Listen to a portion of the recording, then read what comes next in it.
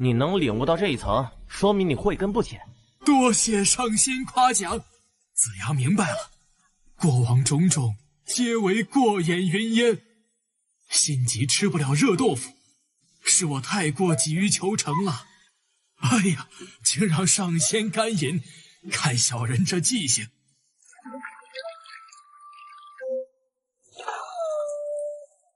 哎呀，其实再来碟花生米也不对，花生是明朝才传入中国的，商朝哪来的花生米？差点露馅儿。哎，罢了。天将降大任于是人也，必先苦其心志，劳其筋骨。这老姜确实是个能成大事的人。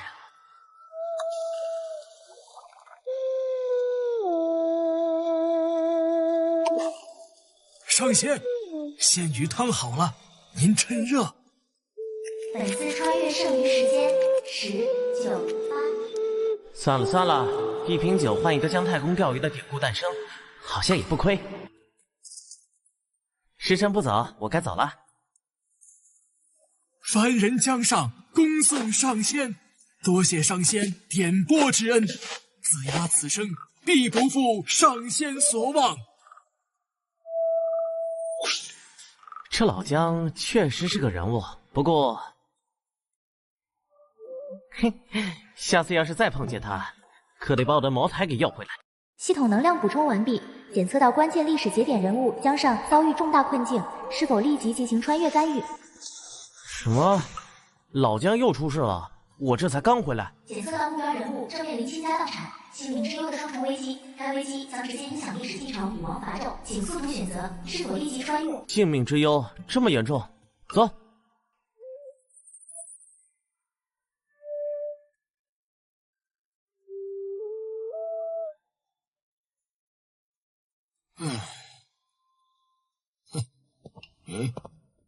不是说了，让我一个人静一静吗？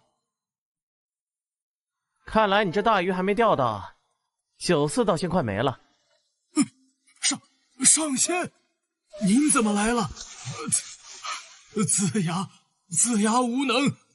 起来说话，这里是怎么回事？上仙，请。说来话长，自您上次离去，我受您点拨，潜心研究您留下的那半瓶仙酿。那是茅台，不是仙酿。终于让我改良了酿酒之法，酿出的新酒辛辣芳香，回味无穷。一经推出，便风靡朝歌，生意日渐火爆，这才扩建了酒肆。确实好酒。然后呢？然后就被大王地心给盯上了。地心？他先是派人来，以极低的价格强买，我忍了。可昨日他的使者又来，竟要我每年将酒肆产量的2/3无偿进贡，还说限我3日内将之前欠的贡酒全部补齐，否则就要我这个脑袋。2/3，他要这么多酒做什么？莫非是要犒赏三军？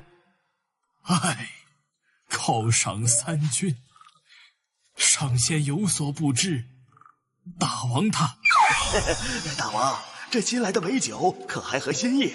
比之前的陈酿如何？酒池肉林原来是真的，他要这么多酒，竟然是为了灌满池子享乐。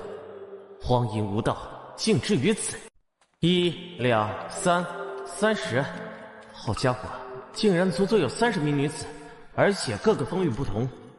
非礼勿视，非礼勿视，这画面怎么还关不掉啊？这系统也太不正经了。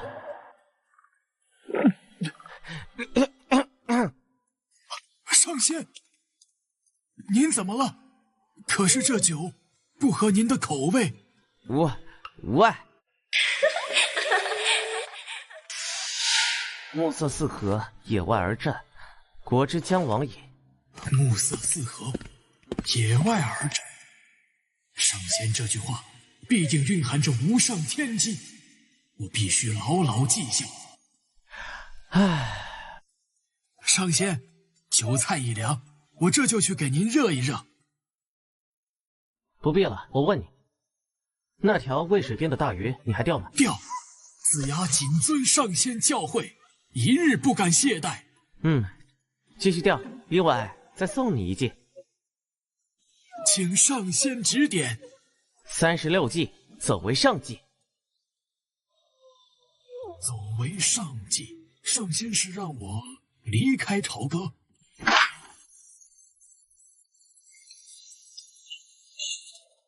寒山，你昨晚又熬夜打游戏了，黑眼圈好重。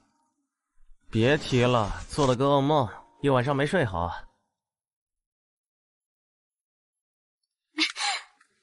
何同学，请教你个问题。什么事？就是这个，我们今天要学的九中队。你预习了吗？哦，看过。里面记载了沙漠姜子牙偶遇上仙，喝酒论道的故事。我昨晚研究了一夜，总觉得上仙说的那句暮色四合，野外而战很古怪，不像是论道之语，反而你懂我意思吧？你觉得这句话有什么深刻含义吗？深刻含义？含义就是我被系统强行投喂了一晚上的90肉灵现场直播，这丫头又会从里面悟出什么惊天动地的道理来？何同学，何同学，你还没说呢！上仙那句话到底有没有别的深意啊？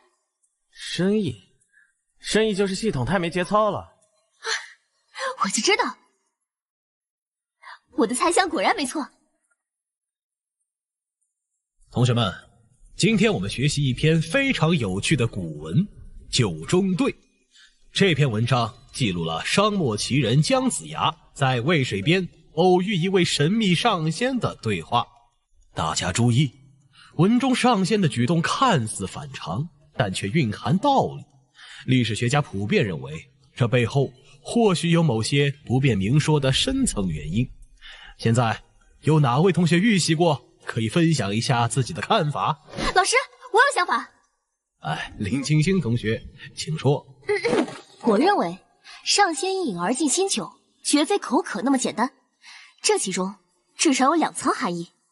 其一，新酒代表了一种新型的、更烈的酒，象征着商朝糜烂腐朽的酒池文化达到了顶峰。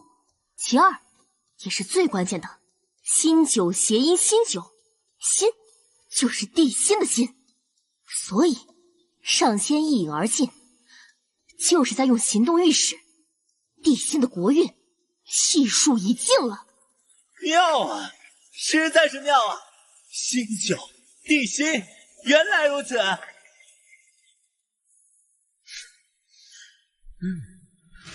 真他妈心巧，我那是被系统弄得浑身燥热，只想口口凉水降降温，谁知道那是酒啊！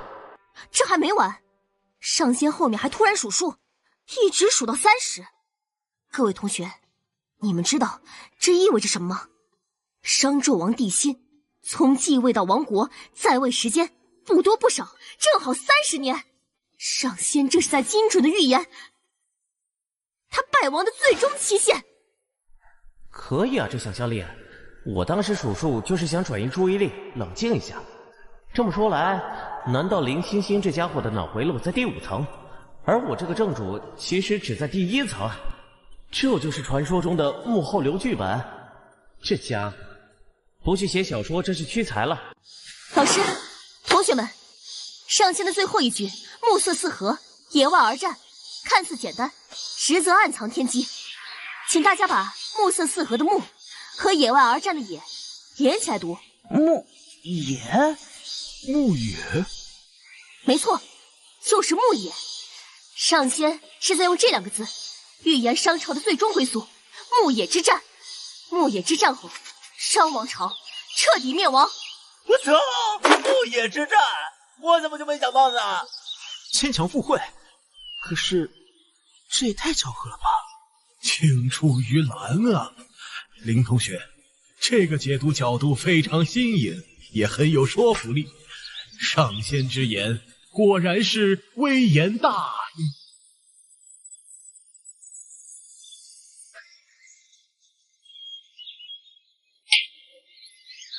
星星，你简直是上仙的嘴贴，太牛了！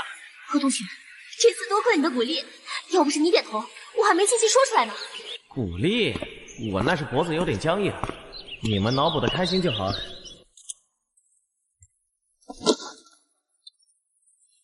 上天扮演系统启动。不是，还来？我还想打2把游戏呢。这场景有点眼熟啊！我说老哥，你这样钓鱼啊，别说1天了，就是100年也钓不到一条鱼啊！曲中取鱼，非大丈夫所为。我宁在池中取，不向曲中求。我这鱼钩钓的不是鱼，乃是黄羽猴。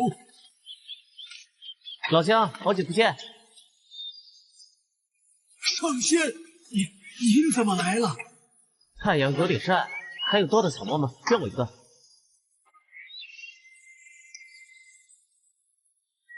你是在等西伯侯姬昌吧？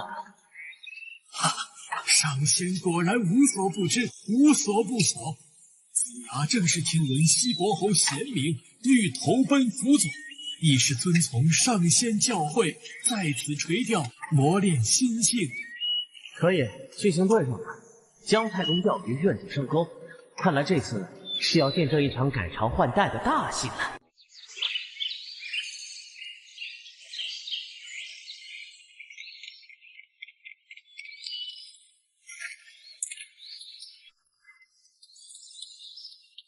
我先祖太公曾言，当有圣人指周，周以兴。先生就是吴太公所望之人吗？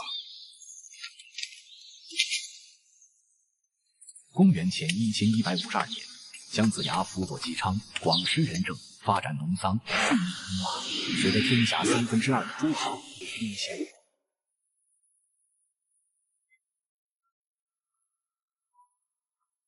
大王，快看，那就是我常与您提起的上仙。子牙拜见上仙，这位是武王姬发。姬发拜见上仙，这是他怎么不了？回禀上仙，我等已陈兵牧野，不日便将与商军决一死战，还请上仙为我大周观战加阵。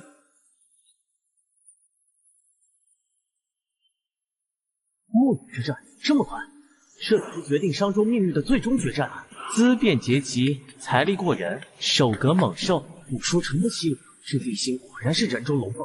哼，姬发，你这乳臭未干的黄口小儿也敢犯上作乱？还有你姜子牙，不过一介渭水钓鱼、当街卖酒之辈，也配与孤为敌？你就是那个江城装神弄鬼的小霸王，孤一生不信鬼神，今日便要当着两军将士示现给你看。帝姬，你听信妇人之言，败坏纲常，废弃先祖祭祀，不敬神灵，任由四方逃亡罪犯，暴虐天下百姓，桩桩件件天怒人怨。今日我姬发，便是替天行道。替天行道，替天行道，替天行道，替天行道，替天行道，替天行道，替天行道，替天行道。故征伐东夷，开疆拓土，使其永不敢犯我边境；故打破血统之论，任人唯贤，使有才之士皆能为国效力。此等功绩，何罪之有？能言善辩，倒真如是人境。只可惜你遇上历史革命。帝辛，你只谈功绩，却对自己的恶举避而不谈。你野心勃勃，却格局不足。对内横征暴敛，荒淫无度，早已失尽民心；对外常年征战，国库空虚，却毫无应对之策。你所谓任人唯贤，不过是打击旧贵族、巩固权力的手段，急于求成，导致内部不稳。昔日你战不优勇，我念你初犯未曾降罪，奈何你不知悔改。如今兵商气数已尽，一派胡言！全军听令，给孤踏平西岐，杀了这个妖言惑众之徒，开战！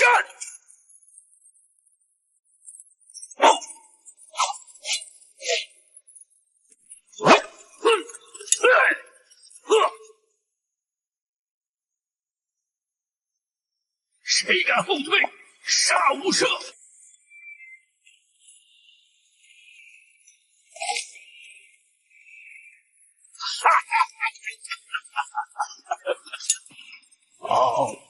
好有一个气数已尽，今日一拜，全拜你所赐。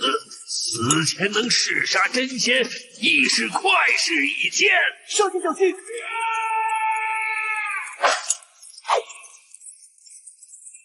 不是吧？这家伙是个疯子！系统，快想想办法！公主宿主成功获得1000信仰值，获得牛刀小试的陆地神仙称号，获得系统奖励：仙气护体、仙气环绕身侧，刀斧不能加深。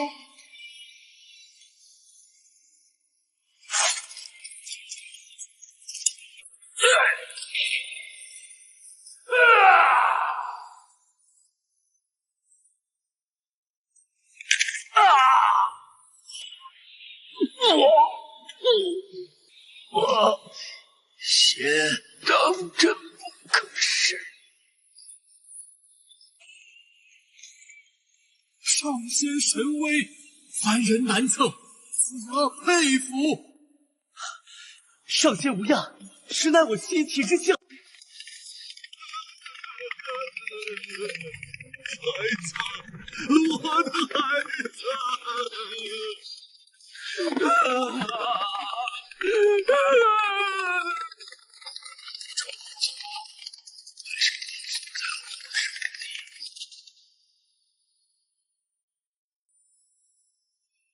大王，留得青山在，不怕没柴烧啊！我们快逃吧！哈哈哈哈！天命玄鸟，将儿升上。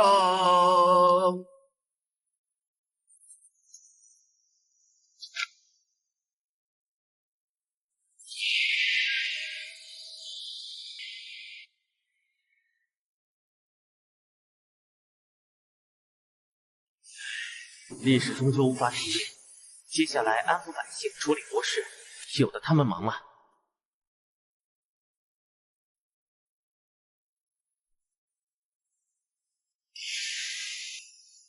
唉，还是现代社会好啊！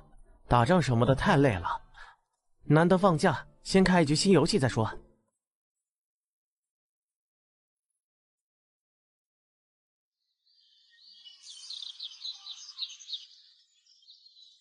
子牙参见上仙，不知上仙驾临，有失远迎。子牙不必多礼，你这里挺不错的嘛。托上仙洪福，大王已将芬芳至营丘，建立齐国。如今国泰民安，百废俱兴。来，上仙，我们树下畅饮几杯。启禀君上，宫外有一妇人，自称是君上的夫人，前来求见。夫人，算算时间，莫非是那个抛弃他的马氏？有好戏看了。让他进来。夫君，我错了，我当初是有眼不识泰山，求求你让我回来吧，我愿意为你做牛做马。上仙，上仙救命啊！求你帮我跟夫君说声好话吧。哎，你别这样。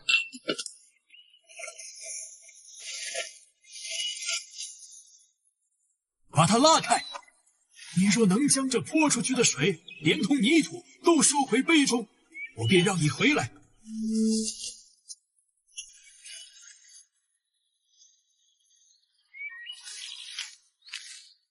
你既已离我而去，便如这泼出去的水，覆水难收。我们之间再无可能。来人，把他轰出去！原来覆水难收这个典故是这么来的。今天又要见证历史了。哎呀，我那瓶珍藏了10年的茅台呢，就放在这柜子里呢，怎么说没就没了？爸，您那瓶茅台已经被几千年前的姜子牙当仙酿给喝了，这事儿可真没法解释。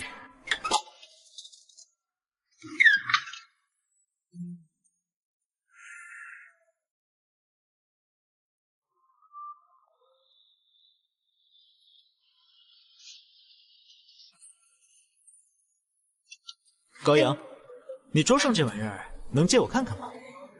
这可是上仙神像，岂容你亵渎？信仰者当远远官职，虔诚行礼。信仰？你如此信仰他，他可曾庇佑过你半分？你家集团的生意，不还是被我家打得节节败退？那是商业竞争，与圣仙无关。失败就是失败，先神不过是你们这些懦弱者给自己找的借口。我窝崇明此生只信自己。至于你信的这个什么江城小霸王，简直就是天大的笑话啊！对了，忘了告诉你，我建了一个反江城小霸王虚假神明讨论组，短短几天已经有几百人了。你要不要也加入？早日清醒清醒。原来这家伙就是我的头号黑粉，不仅跟我信徒过不去，还专门建群黑我。何同学，我打听清楚了，那个窝崇明，他们家和高阳家是商场上的死对头。最近高阳家的市场份额几乎全被窝崇明家给吞了。高阳好歹是我最虔诚的信徒之一，这窝崇明当着我的面欺负他，还断我信仰之来源，这可不能忍。这个表情是我想多了吗？他一定是有什么深意。同学们，安静一下！宣布一个好消息：这个周末，市里将举办一场规模空前的夏商文物大巡展。这次巡展的重头戏就是前段时间轰动全国的大禹时期九州鼎，还有最新出土的一批殷商时期的甲骨文碎片。而且，据考古专家透露，这些文物都与咱们传说中的上仙有关，所以巡展的第一站就定在了咱们上仙故乡江城。可以说我们是沾了上仙的光啊！老师，我报名，我一定要去瞻仰上仙留下的神迹。高阳同学先坐下，这次活动是自愿参加，想去的同学到班长这里报名。九州鼎和甲骨文，何同学一起去看看，说不定能发现什么。好啊，我也去，正好周末一起。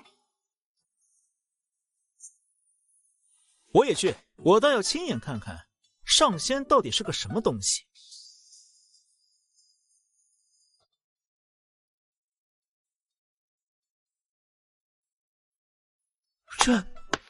这就是上天曾经俯瞰过的九州吗？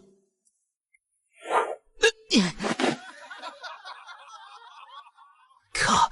谁设计的破地面？上仙显灵了！叫你对上仙不敬！你胡说八道什么？就是地滑！找到了，我找到了！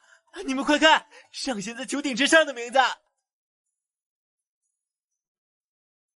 天哪，真的是江城小霸王！上仙真的把自己的名号刻在上面了！哇，太神了！这下看谁还敢质疑上仙的存在？这个字体和我之前研究的那些甲骨文似乎同源，但又有些微不同。这其中到底有什么联系？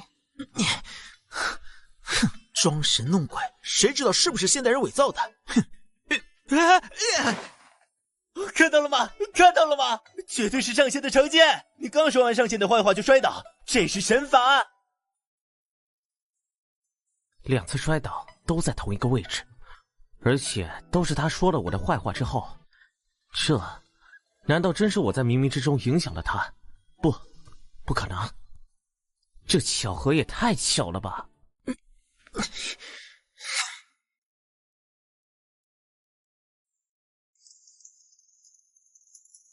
大家好，我是窝崇明，我现在就在备受争议的上仙遗迹展现场。今天我就要用科学打破迷信。窝崇明，你敢在这里胡说八道，你真是对上仙的大不敬！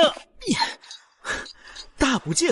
我看你们才是被洗脑了。所谓上仙，不过是古代统治者为了巩固权力虚构出来的精神工具。什么三星堆神迹、大禹流言，不是海市蜃楼，就是现代人为了流量搞的人为炒作。我们是新世纪的接班人，应该信奉的是科学，不是这种封建迷信。你血口喷人！上仙的伟大，岂是尔等凡夫俗子可以揣测的？上仙不容亵渎。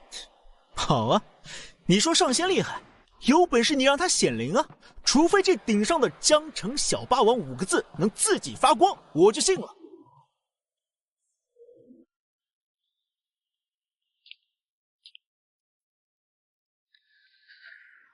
上仙显圣了！上仙显圣了！光而已，肯定是顶上涂了什么特殊材料，和空气里的某种成分发生了化学反应。对，磷粉之类的。有本事再用这些碎了几千年的甲骨文自己拼起来啊！要是能拼起来，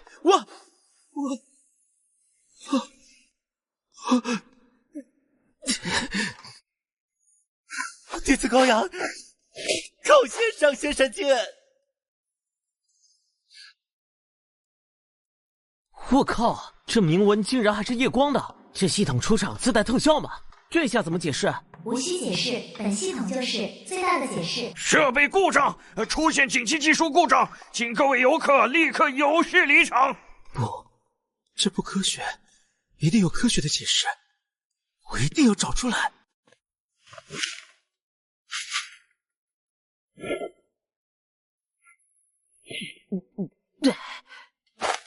疯了，都疯了！霍崇明那家伙怕不是要当场走火入魔？检测到宿主心率平稳，即将开启时空跃迁，倒计时3、2、1。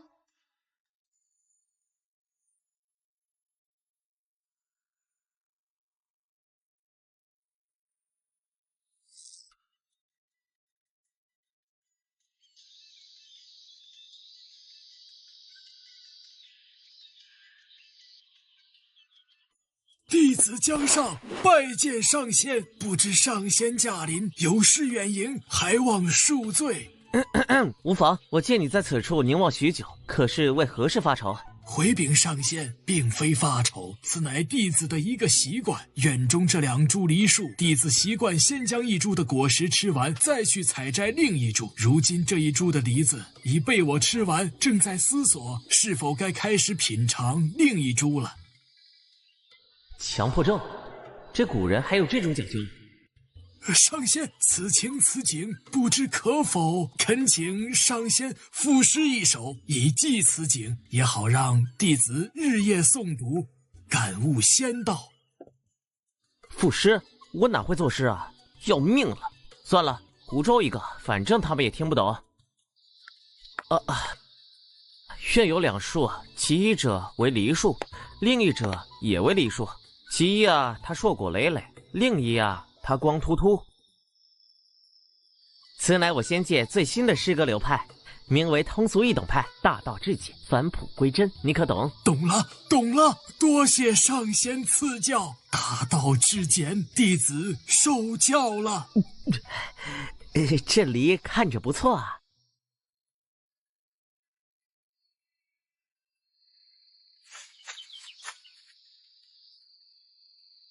上仙若是喜欢，弟子这就将树下的梨全都摘下，献与上仙。不必了，够吃就行，拿多了也是浪费。警告，此为该时空锚点的最后一次连接，跃迁程序即将启动。上仙，此物乃弟子一片心意，是为您备下的一份大礼，还请上仙务必在3000年后亲自开启。3000年后，他怎么会知道我？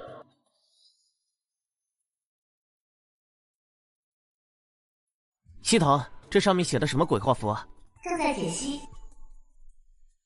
解析完毕，此为西周经文，经度106.887703，纬度29.439325。哇，要最结实的那种。加固加厚，姜子牙的3000年大礼，下周就去挖出来看看。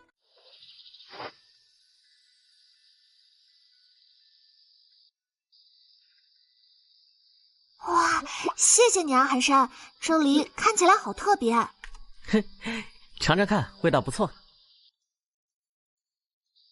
多谢上仙赐，谢谢山哥。哎，这梨的品种很少见啊，哪儿买的？嘿嘿，祖传的。可恶，为什么不给我？难道分离？分离？他是怕和我分离吗？算他还有点良心。哎呀，同学们，今天先不讲课本内容，告诉大家一个天大的好消息，我们江城的考古界，出大事儿了！就在上周末，有村民在城郊挖井，结果挖到了一个距今3000年的西周古酒窖。更惊人的是啊，酒窖里的酒经过专家连夜考证，发现竟然是茅台酒的原始形态。也就是说，我们茅台酒的历史直接从800年推到了3000年。酒窖里啊，还发现了一块石碑，碑文记载此酒名为新酒，其酿造之法乃是姜太公传承于一位上仙。酒窖里所有的酒都是敬献给上仙的礼物。石碑末尾还附有一首上仙所作的诗，据说是上仙摘梨时所感。诗云：愿有2树，其一者为梨树，另一者也为梨树。其一啊，它硕果累累；另一啊，它光秃秃。这算什么诗？打油诗都比这有文采，什么上仙？我看就是个文盲。老师，我认为这首诗大有深意。2株梨树暗喻的其实是周朝800年的命运，无梨之树象征着国祚稳定、宗法森严的西周，而硕果累累的梨树谐音梨，象征的正是分崩离析、诸侯割据的东周。哦，上仙的行为更是关键，他先摘了5个梨，这正好对应了春秋5霸；随后用竹竿打下7个梨，这又对应了战国7雄。原来如此，上仙深谋远虑，我等凡人望尘莫及。至于诗句的重复，一株是梨树，另一株也是梨树，这绝非简单的重复，而是在渲染一种寂寥悲伤的意境。上仙是借此表达对东周即将到来的动荡乱世的担忧与怜悯。不，你想多了，我只是单纯身高不够，够不着高处的梨，才拿竹竿打的。鉴于此次重大考古发现，茅台集团于今日上午紧急召开新闻发布会，宣布为致敬上仙，将旗下主打产品茅台酒正式更名为江城霸王酒。江城市政府决定将投资10亿，在考古发现地建设江城酒文化主题乐园，乐园中心将矗立一座高达30米的上仙雕塑，以纪念上仙为华夏文明做出的卓越贡献。我这还没死呢，雕塑都给我准备好了。为了纪念上仙对我们江城、对我们华夏文明做出的卓越贡献，我们决定将江城的主干道之一正式命名为上仙大道。听见没？上仙大道，咱们上仙就是牌面。搞个人崇拜真是无聊，一条路而已，至于吗？我觉得挺好的，能让更多人记住这位上仙。是啊，挺好，挺好。检测到时空坐标：西周宣王39年，时空跃迁开始。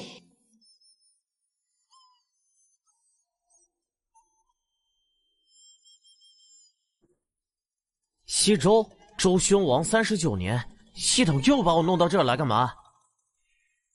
里面有人吗？开门！官府查验户籍。查验户籍，这不就是古代的人口普查吗？网文里写的人口普查曝光修仙者的情节，难道要在我身上应验了？姓名、年庚、何方人士，为何独居于此？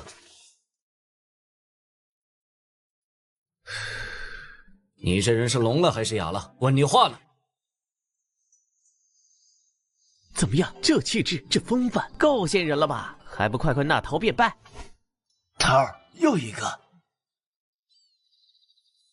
哎，最近这是怎么了？一次人口普查而已，竟冒出来这么多想当上仙的疯子。哎，行了行了，别装了，你这演技，勉强算有几分神似吧。你们不信？信什么？信你是上仙？小兄弟，这鸟不拉屎的地方能有你这么个活人，已经耽误我们交差了。哎，赶紧的报上名来，我们也好回去复命。看你这模样，也是个可怜人。拿着吧，买点吃的。我们就不把你这种疯癫人士上报了，免得增加大周的负担。桃儿，这都第几个了？谁知道呢？赶紧走，下一家。我被当成骗吃骗喝的疯子了，还被施舍了。网文小说都是骗人的，以后再让我看到这种人口普查曝光身份的情节，有一个我举报一个。宿主鉴于您穿着暴露，本系统将免费奖励1次换衣服务。冒充的人这么多，说明上仙的事迹已经流传开了。但系统这次把我送到这儿，既不是见历史名人，也不是搞什么大发明，到底是为了什么？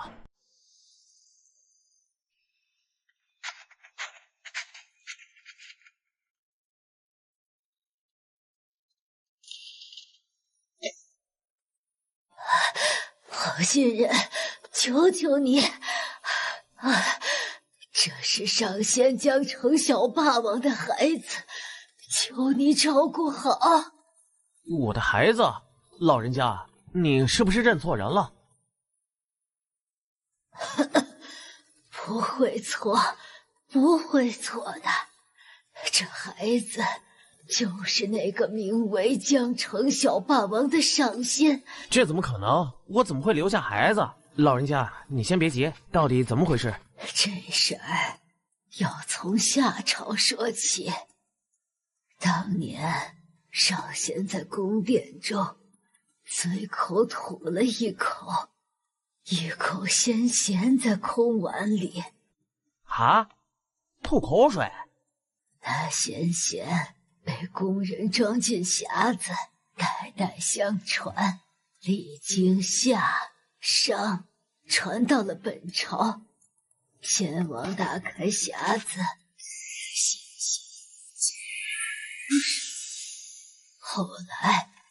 后来宫女们赤身呼喊，化作一只大乌龟，撞到了一个宫女。等会儿，这剧情怎么这么耳熟？吐口水化成乌龟，这不就是褒姒出生的那个神话传说吗？只不过主角从龙换成了我。那宫女成年后无夫而孕，生下了这个孩子。宫里都说这是妖孽，周宣王大怒，下令追杀。老身不忍心，就将他偷带了出来。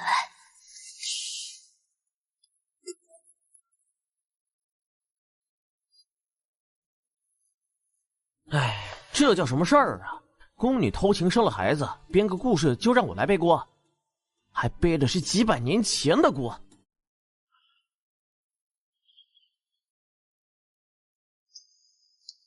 哎，可这孩子是无辜的，系统也没提示返回，看来是走不了了。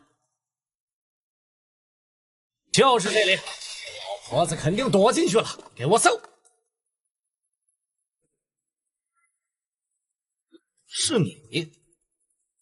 是你们？那个抱着孩子的老妇人，把她和那个妖女交出来！不知道你在说什么，这里只有我一个人。哼，还敢嘴硬！给我搜！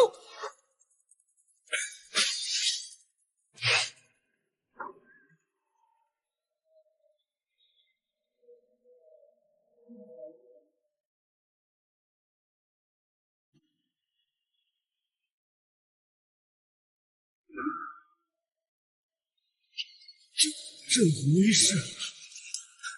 他昨天不是在装疯，他真的是上仙。小子，长得倒是人模狗样的，有点仙风道骨的样子。妈，想装神弄鬼吓我？你要是上仙，那我还是天王老子呢！哎，还愣着干什么？把他给我拿下，仔细搜。那老婆子和妖女肯定被他藏起来了。哈哈哈，想跑，晚了。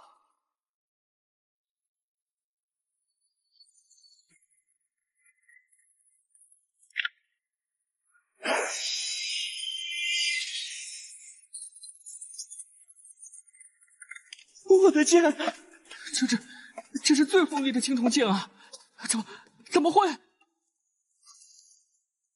我去，这购物平台果然没骗我，这现代工艺冶炼的铁器，硬度果然不是青铜能比的。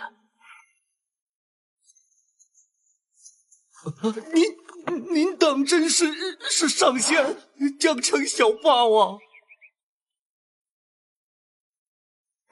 然，上仙恕罪，小人有眼不识泰山，数次冒犯上仙，小人罪该万死，还请上仙责罚。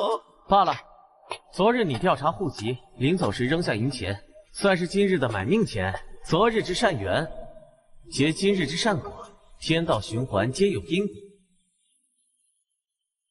多谢上仙，多谢上仙不杀之恩，上仙当真有好生之德。唉，这叫什么事儿啊？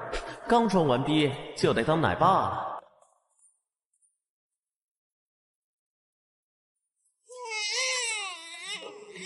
哎，小祖宗，别哭啊！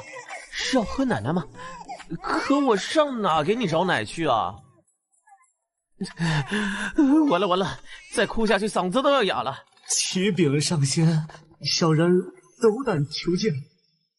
上仙，国君听闻上仙在此，心中万分敬仰，特派小人前来迎请。国君随后便到。正好去王宫找个奶妈。速去王宫，会这个孩子寻几个有经验的奶妈来，要快！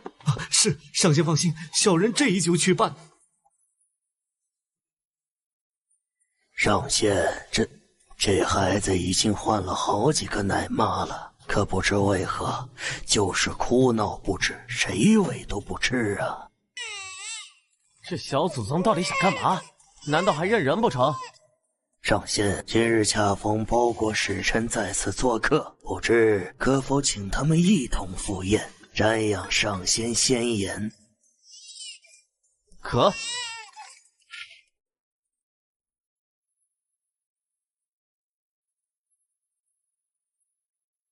包国使臣叩见上仙。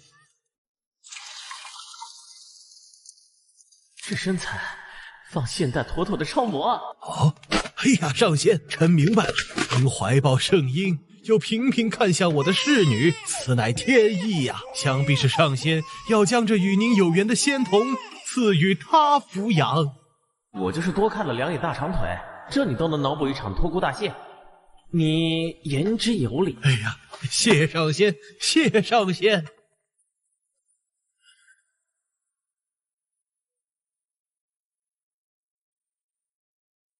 等等，被遗弃的女兵，包国来的使臣和侍女，这孩子，难道就是以后烽火戏诸侯的褒姒？那这个侍女就是他的养母。这孩子与你确有缘法，便带回包国，好生养着，切不可怠慢。谢上仙赐福，奴婢定当视如己出，尽心抚养。上仙，小王听闻您有一柄神兵利器，无坚不摧，可斩断世间所有青铜剑。不知能否让我等凡人有幸一观？这是惦记上我的洛阳城了，也罢，正好再装一波。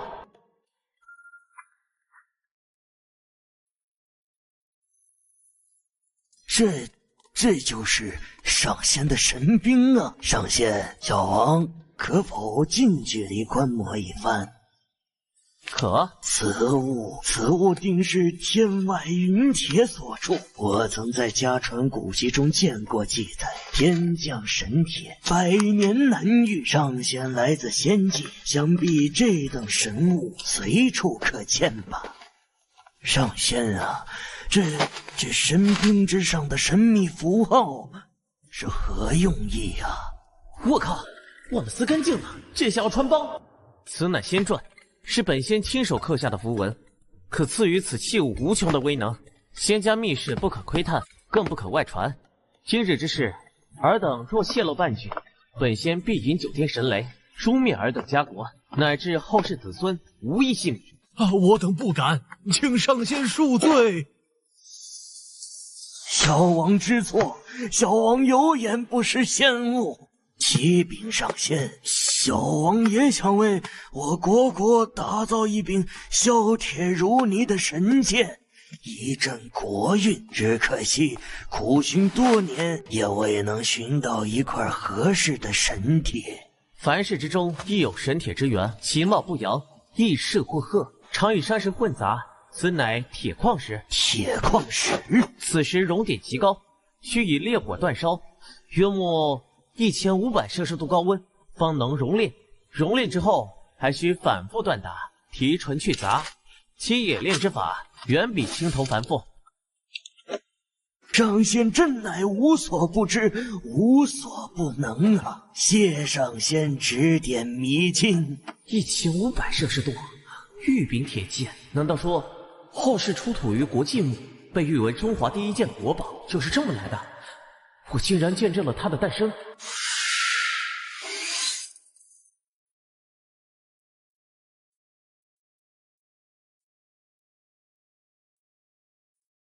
本仙尘缘已了，这便要回归仙界了。恭送上仙，恭送上仙！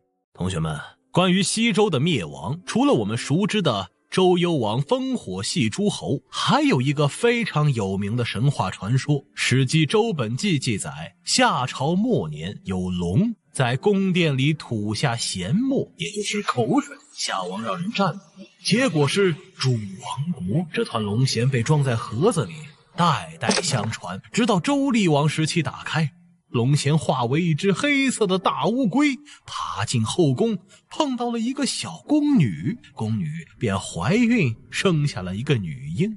这个女婴就是日后导致西周灭亡的褒姒。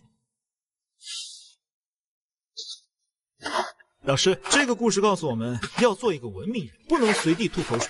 你看，一口口水隔了几百年都能亡国，这破坏力也太大了。你胡八道什么？野史里面记载，那可是上仙的龙眼，是先知玉液，凡人怎么能懂其中的深意？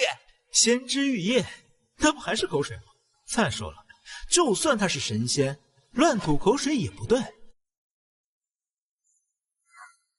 老师，我认为这个传说并非空穴来风，而是上仙对当时社会的一种预警和抗议。上仙的龙涎代表的是一种来自更高维度的意志，它化为乌龟，触碰宫女，最终诞生了褒姒。这本身就是一个充满象征意义的连锁反应。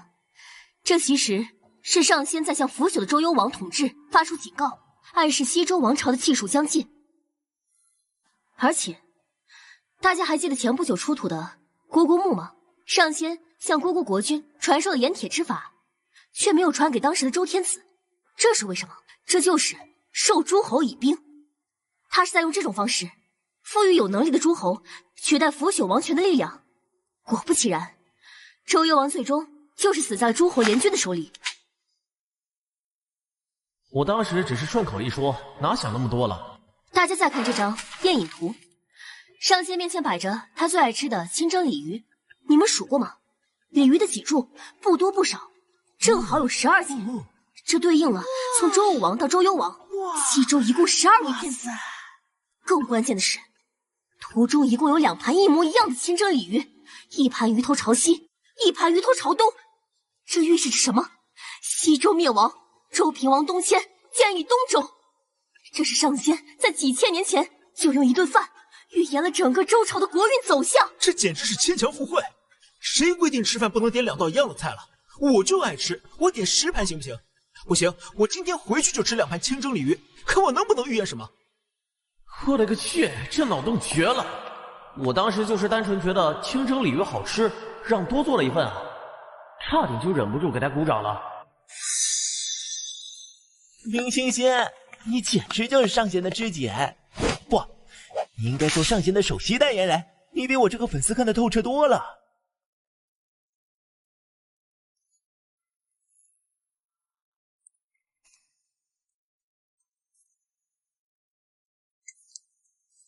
上仙在上，信徒高阳叩拜。您今日的忘年之交林清仙同学，聪慧过人，能洞悉您的天机，恳请上仙显灵，让他成为您在凡间的代言人吧。啊，这是高阳的声音，原来只要诵念我的名字，就能把祈求传递过来。本系统可自动甄别全球信仰者诉求，过滤无效信息。我去，系统还挺与时俱进，都会大数据筛选了。检测到无效诉求1条，是否归类处理？处理，直接拉黑。代言人，他怎么不说让我开个分公司呢？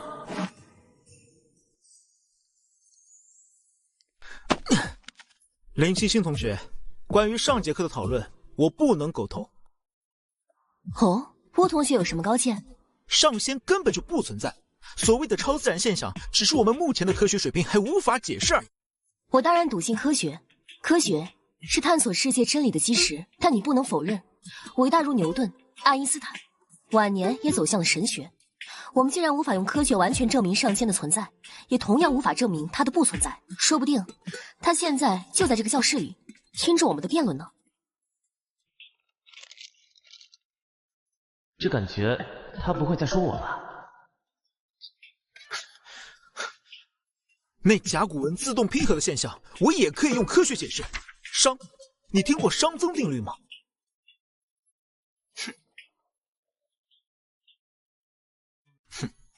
林星星同学，你所谓的甲骨文重聚，完全可以用熵增定律来解释。任何一个孤立系统的熵都只会增加或保持不变。甲骨文从破碎到重组是典型的熵减过程，这违背了物理学基本定律。除非什么？除非上仙显灵，除非有外部能量介入。但这需要的能量是天文数字，绝非人力可为。所以，这一定是某种我们尚未理解的自然现象，而不是什么上仙。哎，快看，国家文物局和中科院联合发声明了。经多方专家联合论证，此次甲骨重聚现象表现为熵值的宏观逆转，其原理已超出目前人类已知的科学理论范畴，无法解释，也无法复现。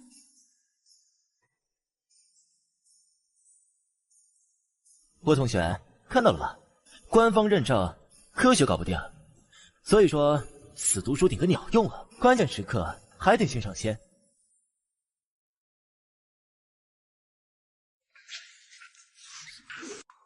走啦走啦，放学了。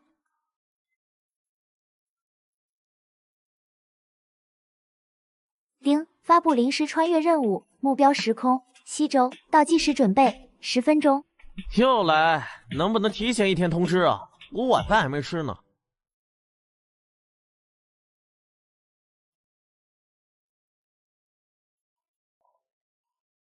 老板，来一盒鸭脖，一盒锁骨，都要微辣。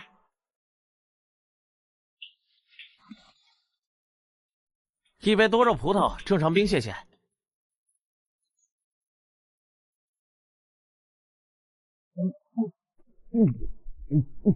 也不知道西周那边伙食怎么样，先垫吧垫吧。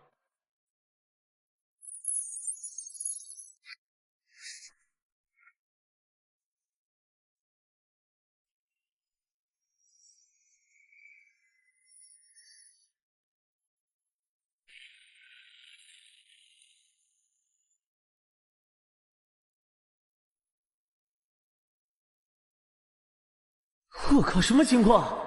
一来就搞这么大阵仗，地震了！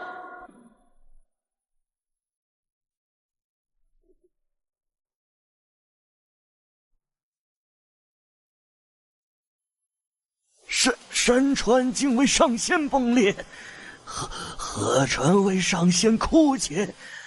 小臣郭师傅恭迎上仙降临呐！原来他们以为这天地异象是迎接我的特效。尔等不必惊慌，区区小场面，下次武屋尽量动静小些。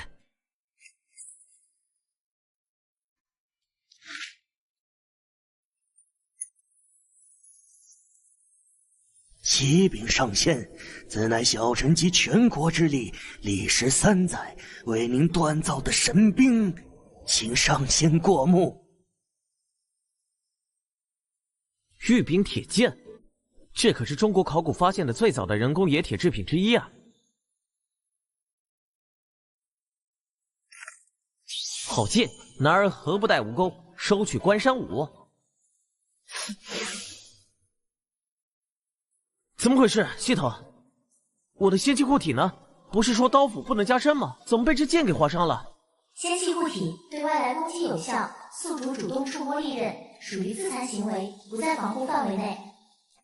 算你狠！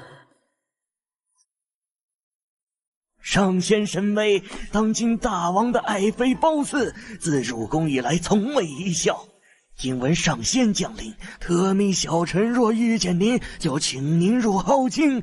若能博美人一笑，天子必有重赏啊！褒姒，烽火戏诸侯那个，这浑水我可不趟。不过去看看传说中的美女也好。上仙，当今大王乃是幽王，自我等上次拜见上仙，如今已过去16载了。16载，弹指一挥间罢了。上仙果真神人，您有所不知啊，当年您救下的那个包国小女孩，如今已出落得亭亭玉立，国色天香。大王听闻其美貌，特命小臣将其献入宫中。算算时间，她应该也快到了。包国小女孩？哦，我想起来了，是那个叫褒姒的小丫头。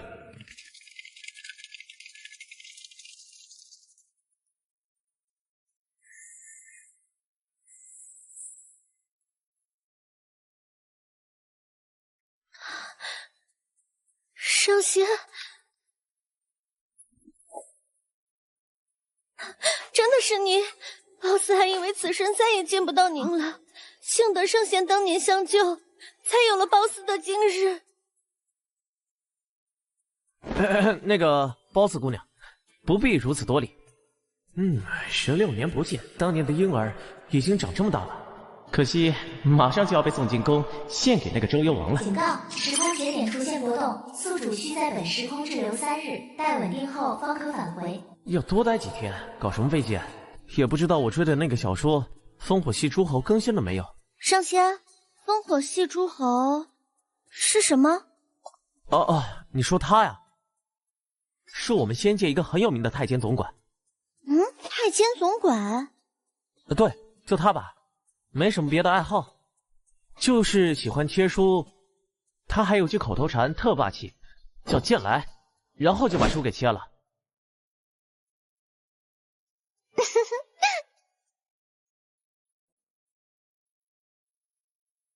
我靠，笑了！他居然笑了！没想到原来烽火戏诸侯博褒姒一笑的典故，真相是这个。我就说嘛，史记里写烽火台传讯，那都是战国才有的事。西周哪来的烽火戏诸侯？原来根儿在这儿。上仙，那后来呢？那个叫烽火戏诸侯的太监总管后来怎么样了？后来他又去雪中悍刀行了。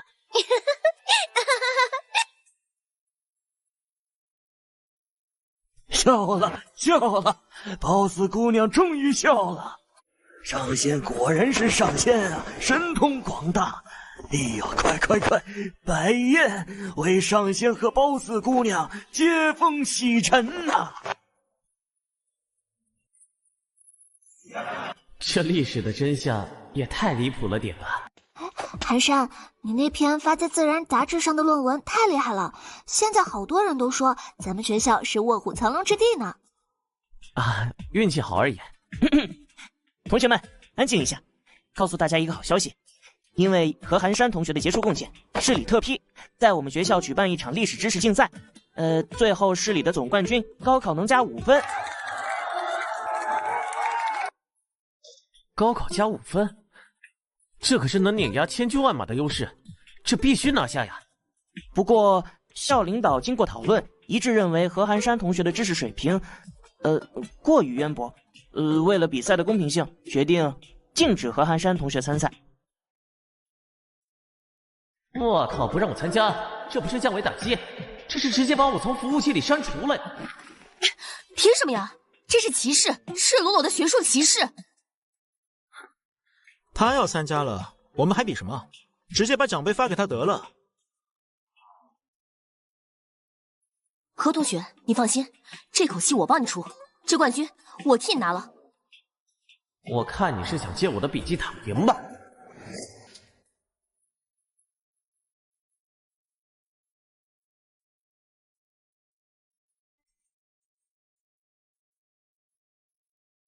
林清新和窝崇明同学成功入选，最后1人选，大家推荐谁？我一定不负上仙，不负同学所托。哼，正好，就让你这个神棍见识一下科学的力量。烽火戏诸侯，无任何同期考古证据支撑。烽火台作为军事传讯系统，最早出现于战国时期，西周时期技术条件尚不具备，所以史记的记载很可能是后人附会。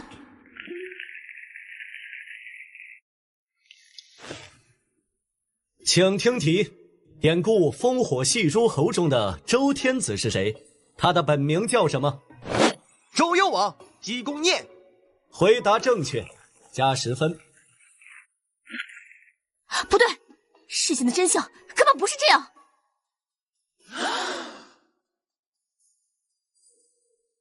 完了，这丫头，该不会是要把我的笔记给背出来吧？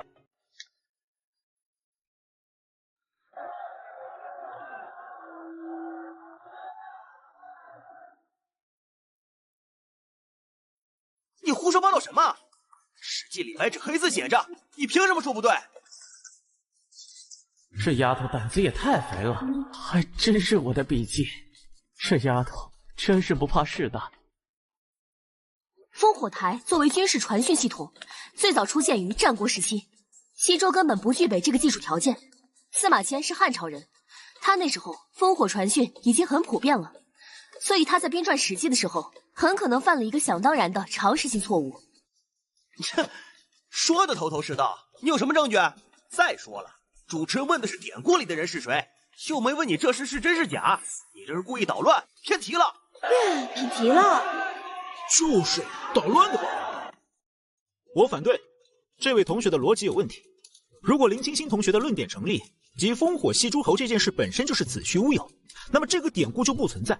一个不存在的事件里面的人物自然也是虚构或附会的，因此这道题的题干本身就存在巨大争议，它应该是一道判断题，而不是一道填空题。没错，追求真理是我们唯一的准则，历史不容假设，更不容错误。我们支持林清新同学的质疑。对，支持质疑。学霸说的有道理啊。这位同学啊，按照比赛规则，谁质疑谁举证。你能拿出确凿的证据吗？否则，我只能判你们队扰乱赛场秩序，进行扣分处理。唉，得，还得是我来。寒山，快看！清华简，来得早不如来得巧啊！主持人，证据来了，就在刚才，清华大学官方发布的最新考古研究成果。据清华大学最新公布，一批校友捐赠的战国竹简，也就是清华简，在清理过程中发现了失传已久的古籍，其中有这样一段记载：上仙曾言仙界之事，仙界有剑仙名烽火戏诸侯，常作剑来之语，褒姒闻而笑之，此乃其生来己见。我靠，真的假的？烽火戏诸侯不是周幽王，是个剑仙。这可是清华大学官方发布的新闻，还能有假？这颠覆历史了。所以褒姒一笑根本不是什么因为狼烟，而是听了个仙界的段子。我就知道上仙的传说全非空穴来风，这是上仙在庇佑我们。这不科学，但是这是清华简的考古实证。胡说八道，这算什么证据？刚出来的新闻，谁知道真假？再说了，这跟历史有什么关系？你刚什么？人家清华简都出土了，你比考古专家还懂。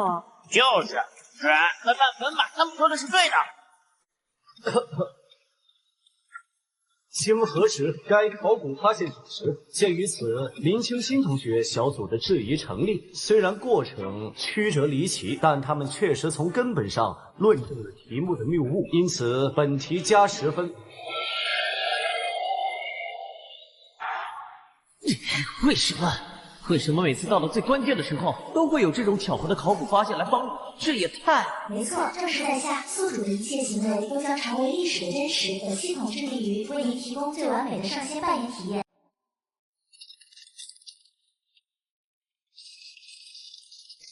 烽火大神，请问您对清华简中提到剑仙、烽火戏诸侯和剑来一事有何看法？您的笔名和书中经典台词与2000多年前的记载不谋而合，这是巧合吗？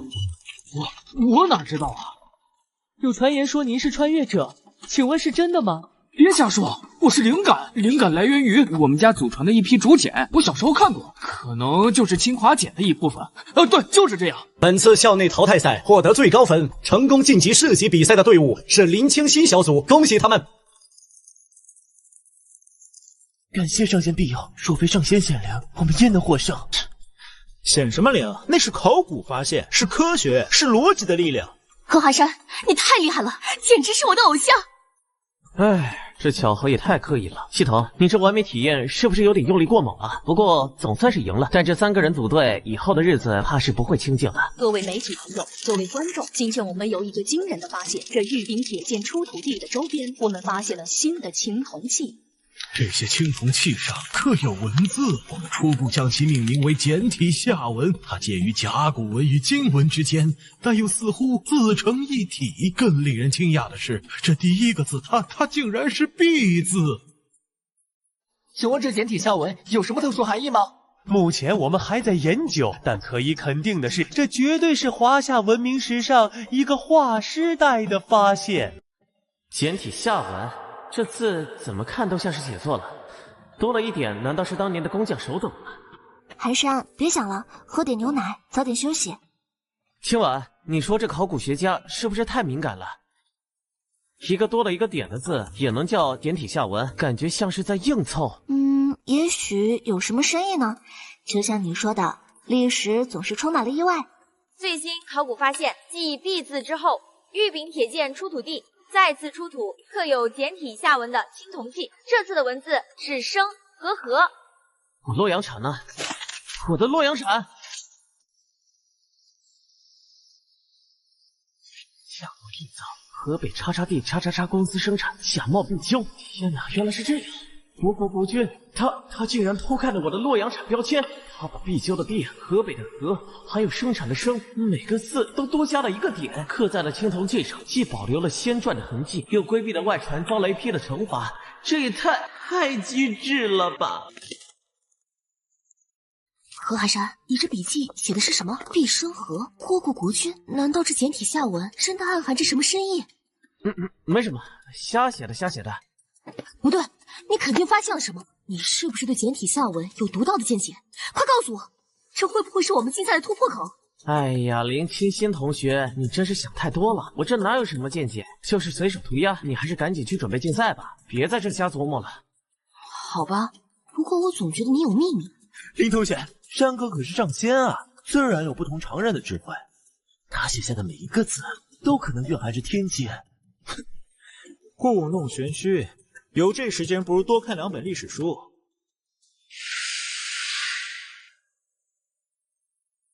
唉，又穿越了，这次是哪里啊？美酒，上好的美酒啊！一无收摊了，再不回去，嫂子该担心了。这难道是管仲和鲍叔牙管鲍之交，竟然这么早就遇到了？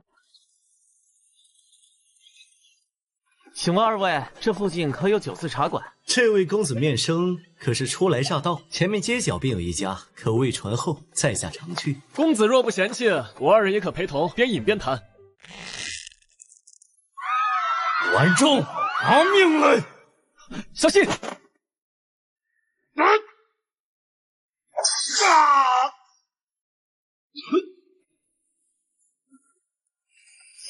这仙人下凡，您可是昔日伐纣的上仙，小人鲍叔牙拜见上仙。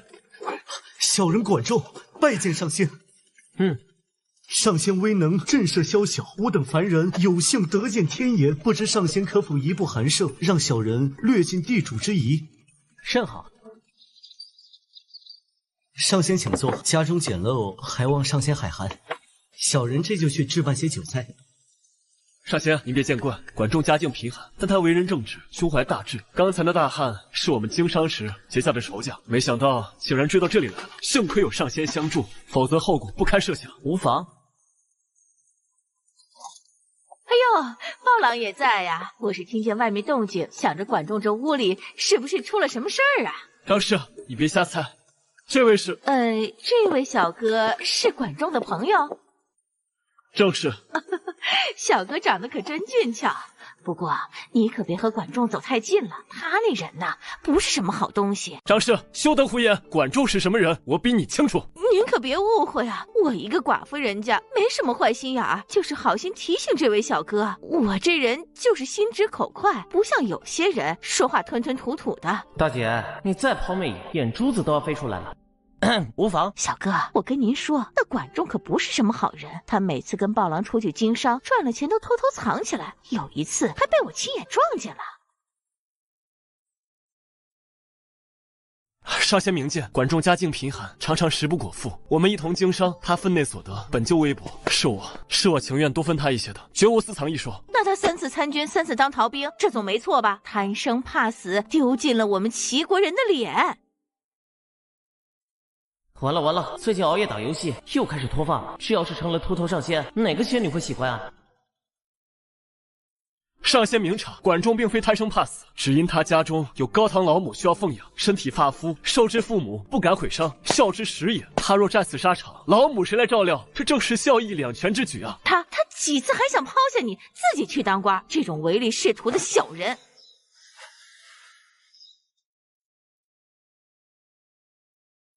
你这妇人懂什么？大丈夫当胸怀天下，忧国忧民。管仲之才，惊天伟地。他想当官，并非为了个人私利，而是想施展抱负，造福宇内。只恨他生不逢时，明主难遇。这位上仙，天色不早了，我家中有些东西坏了，不知晚上可否请您一步去姐姐家帮我修上一修啊？不了，不必了。哼。上仙报酒，久等了。不碍事，我们与上仙相谈甚欢。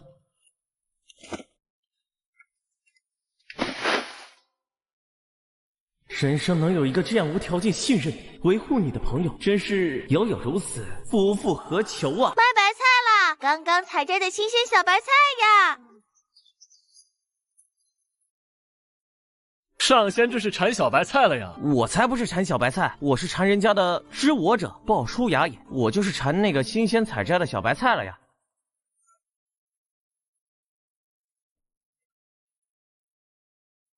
上仙这是馋斑鸠了，我去买一只给上仙做一个红烧斑鸠。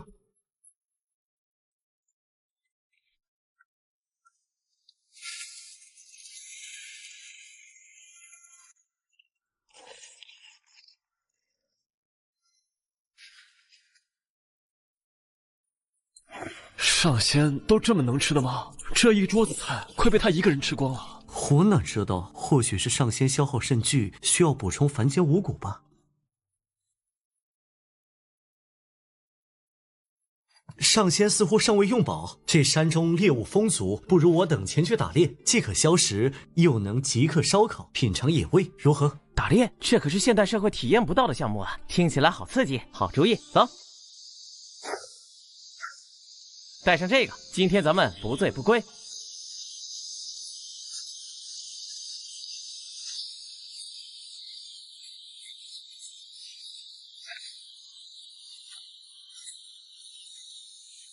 上仙，您别介意啊。管仲他走南闯北，见过太多不平事，时常忧心。他总说，如今国家虽有法令，但法令之外有太多事情难以处置，百姓疾苦，却无法可依。管仲，上仙在此，你心中有何困惑，何不向上仙请教？上仙，管仲确实有一事相求。我见世间百态，常感法度不全，许多事情游离于法令之外，无从定夺，百姓蒙冤，官吏束手，十分棘手，恳请上仙指点迷津。来了，这才是管仲啊，历史上的法家大佬，现在居然来问我这个高中生法律问题，有点意思。但说无妨，知无不言。多谢上仙，那我就从我亲身遇到的一个案子说起。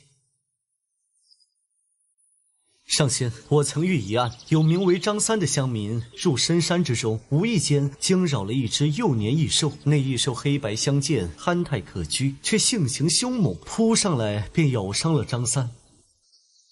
张三大熊猫，这不是罗翔老师的经典案例吗？好家伙，穿越到春秋战国还能遇到法外狂徒张三。那异兽乃是受法令保护的珍稀物种，不可随意猎杀。可张三为自保，情急之下反杀了那只幼兽。敢问上仙，这张三的行为是为自保而无罪，还是因猎杀保护异兽而有罪？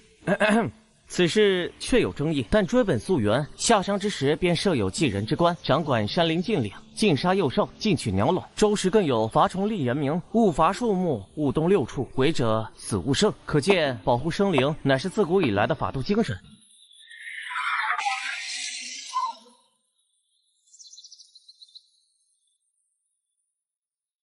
上仙小心，是猛虎。正好为上仙猎取虎皮。不必紧张，打打杀杀多没意思。我与你们讲个故事吧。曾有一人路过景阳冈，豪饮了18碗烈酒。店家劝他山上老虎凶猛，不可独行，他却不听，执意上山。谁知他与那山中猛虎一见如故，竟相谈甚欢，又对饮了18碗酒。人与万物当和谐相处，这才是天道，为何非要你死我活呢？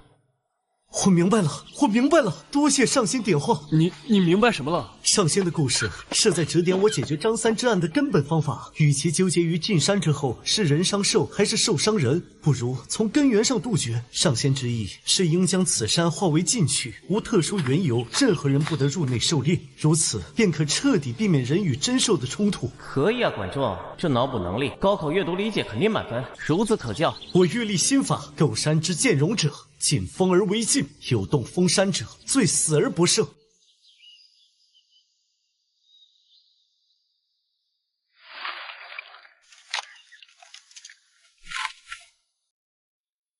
来，庆祝咱们的收获。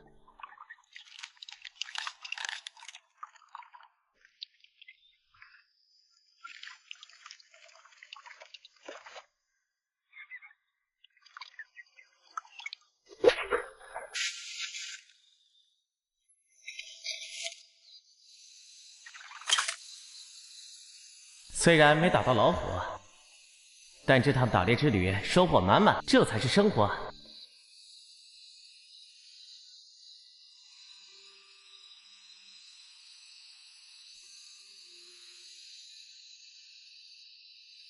上仙，下臣还有一桩奇案，百思不得其解，恳请上仙点拨。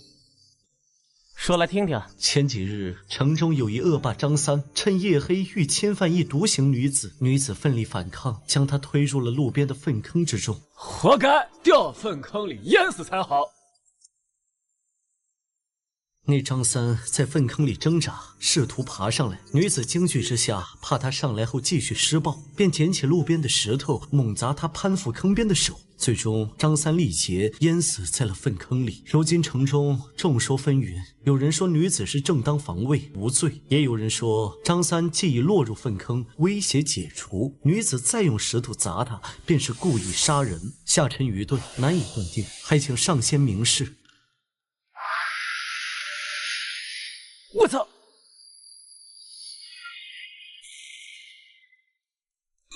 鳄鱼，好大的鳄鱼啊！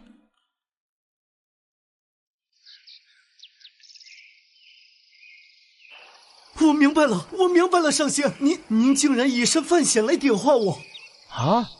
这鳄鱼突然袭击，但并未得手。正如那张三被推入粪坑，上仙，您刚刚若是不躲，必被这恶兽所伤。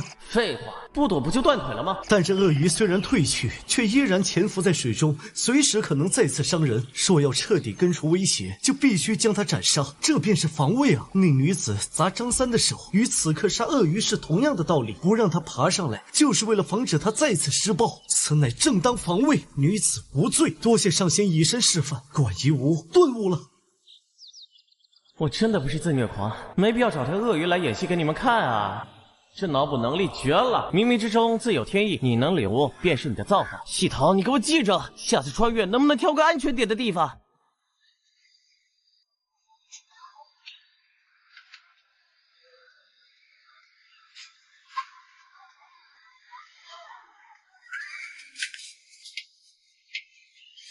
何阿山，那个你的历史笔记能再借我看看吗？当然可以。林清心，你还真把它当神仙供着了？不就是一本破笔记吗？有什么好看的？历史竞赛要靠的是逻辑和知识储备，不是靠拜神。你懂什么？何同学的笔记蕴含着历史的真谛，其实你能理解的。真谛？我看是封建迷信的糟粕吧。粪坑奇案，景阳冈的景。这次的穿越信息量可有点大，如果我没猜错，第2轮的竞赛考题应该就和这些有关吧？管仲鳄鱼，等着吧，看我怎么在考场上还原历史真相。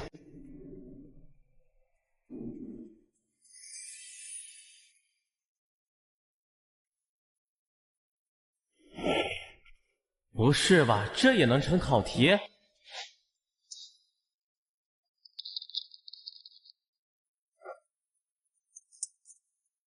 这题是你的专长。明白。第二轮为开放性解读题，根据屏幕上的史料陈述其背后可能存在的历史深意。现在可以开始抢答。老师，我觉得这段史料没什么深意，就是上仙想吃野味和青菜了而已。古人打猎之后喝酒吃肉，不是很正常吗？对对对，是啊，对啊。老师，我有不同看法。我认为上仙让鲍叔牙买小白菜，让管仲买斑鸠，绝非简单的口腹之欲，而是蕴含着深刻的政治隐喻。首先，小白菜暗指的正是当时齐国的公子小白。菜这个字在当时有平凡不出众的意味，正符合公子小白当时在众多公子中并不起眼的处境。其次，斑鸠对应的则是公子小白的兄长公子纠，纠与纠谐音，上仙此举是在暗示管仲和鲍叔牙他们二人日后必将各使其主，分别辅佐公子纠与公子小白。不对，史书记载管仲最后辅佐的是公子小白，而不是公子纠。你这个解释根本说不通。这位同学问得好，请看史料后半段：夷吾不喜鸠，然与叔牙皆大食白菜。管仲不喜欢吃斑鸠，却和鲍叔牙一起大口的吃着小白菜，这正是最精妙的隐喻。它象征着管仲最终会放弃公子纠，与鲍叔牙一同尽心尽力的辅佐公子小白，共创霸业。没错，我就知道上仙的每一个举动都蕴含深意，这才是真正的历史解读啊！可恶，风头全被他们抢光了。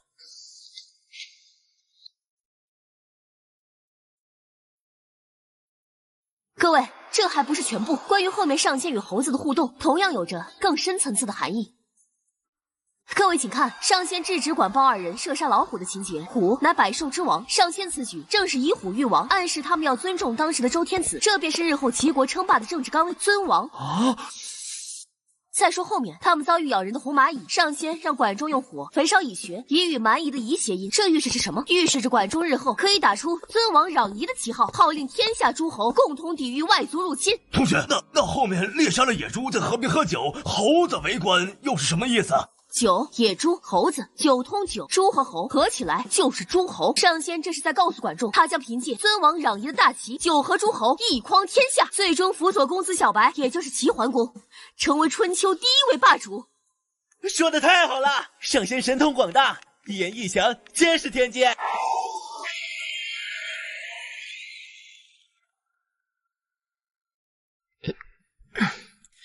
可恶，又让他们出尽了风头。我的天，你这不只是没遗漏，你还超纲发挥，自己脑补的新剧情啊！我当时就是想吃烤猪蹄，喝点小酒而已。得克到大量虔诚，信仰值啊，这都行，莫名其妙又赚了一笔。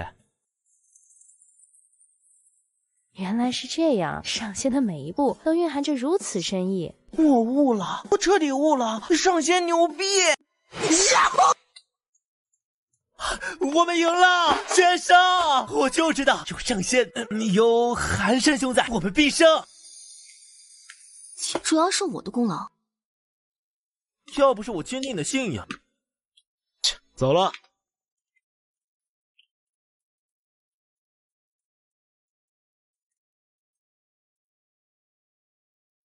停了比赛，怎么跟仇人似的？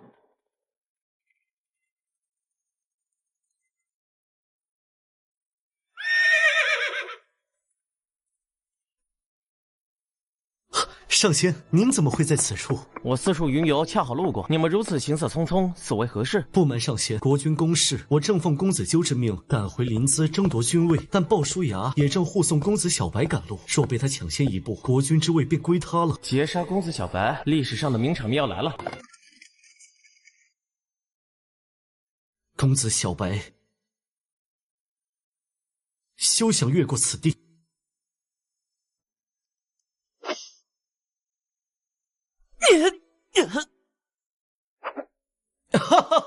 此剑名为我操，乃是借鉴上仙当年赐予国君神剑的名号，沾上仙之伟力，力无虚发。公子纠的君位稳了。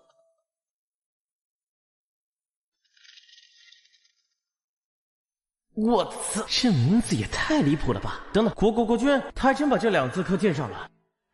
好险！宝叔，我们快走。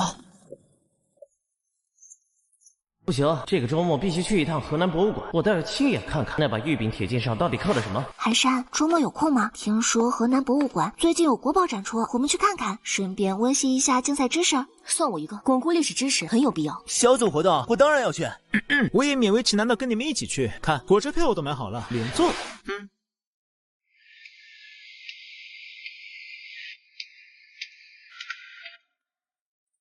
这绣的也太厉害了，上面真的有字，难道是考古队没发现？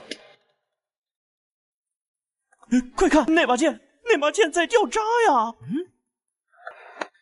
我的天，这是什么情况？文物自己出锈了。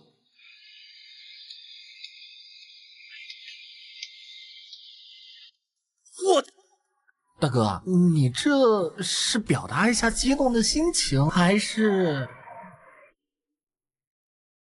是字，这2个字就是我，这是周时期的古篆。我，真的假的？国宝上刻这个？果然，真的是这2个字，肯定是我的出现触发了这把剑上的仙力，才让锈迹脱落，字迹显现。管仲这个大嘴巴，不愧是上仙赐名，言出法随，神机自现，这2个字充满了力量感。从字体上看，确实符合西周晚期的经文特征，但是内容太奔放了，极具研究价值。这也太不庄重了，简直是胡闹！国君怎么会在自己的佩剑上刻这种东西？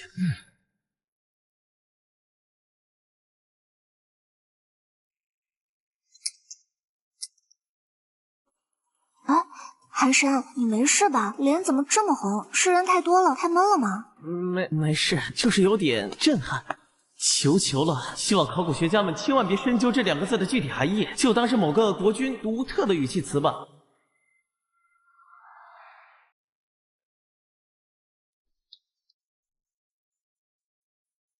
哎，郭崇明，这么晚了还不回家？是主持人汪冰冰，她在做上仙事件的科普直播。嘘，别说话。大家好，欢迎来到今晚的走进科学特别直播。相信大家对前几日博物馆发生的奇特现象都非常关注。今天我们就来聊一聊那把一夜之间火遍全网的玉柄铁剑。首先，关于剑身锈迹突然剥落的现象，我们请教了多位化学和材料学专家，初步推测可能是剑身表面接触到了某种特殊的还原剂气体，导致氧化物发生了快速反应。目前，科研人员正在对现场空气成分进行进一步分析研究。还原剂，这么巧，有点失望啊。接下来就是大家最关心的剑身上那2个古字，经过多位古文学家的联合考证，确认这2个字确实是我操。冰冰亲口证实了。官方认证最为致命。冰冰念这2个字的时候太可爱了，脸都红了。当然，专家们也给出了合理的解释。在古代的语境中，草通草常用来形容草木的锐利边缘，紧身为锋利、锐不可挡之意。所以，我草2个字铭刻在剑上，很可能是一种祈愿，寓意着此剑无坚不摧，势不可挡。原来如此，原来是锐利的意思。我就说嘛，科学的解释才是最合理的。支持冰冰，这才是科学严谨的考证。国君刻字寓意神剑锋利，合情合理。这个主持人确实比我平时看的那些女主播有气势多了。别插嘴，我可不喜欢有人打断冰冰说话。这家伙口口声声说不信仰仙神，结果为了个主持人，连上仙本仙站在他面前都发现不了，这头号黑粉当的也太不敬业了。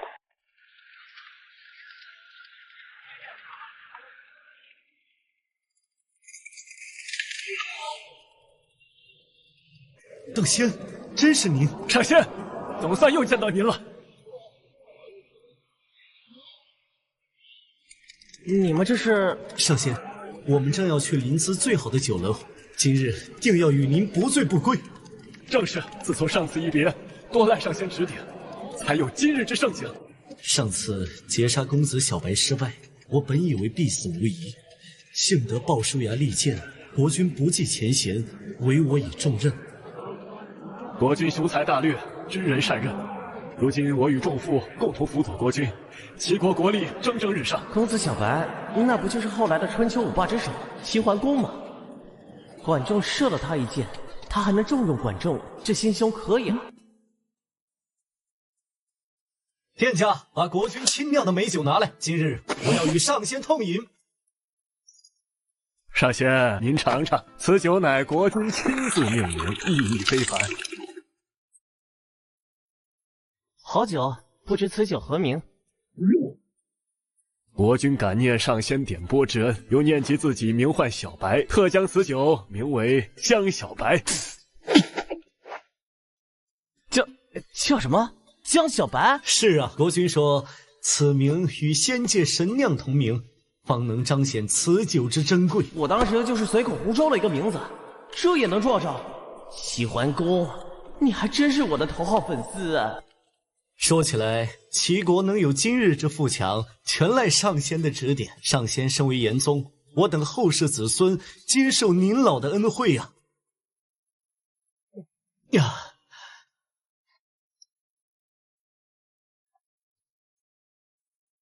上仙，其实今日请您来，还有一事相求。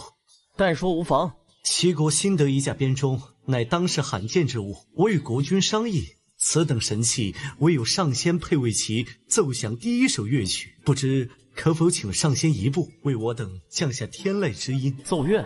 我五音不全，唱歌都要命了，还编钟？这玩意儿怎么敲？还不如直接砍了我的手来的痛快。好说。哈哈，太好了！上仙亲奏仙乐，必是石破天惊，绕梁3日啊！我这就去禀报国君。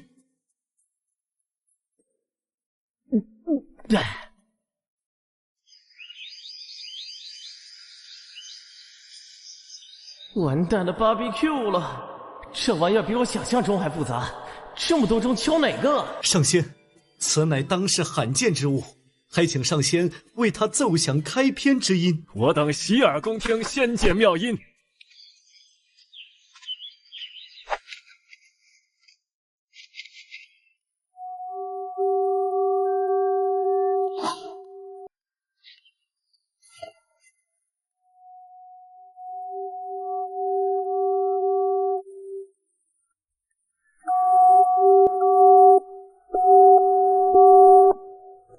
节奏感很强，动感十足，完美复刻，我真是个天才！如何？此曲名为天界摇滚，乃我仙界流行之音，凡人初听可能难以理会。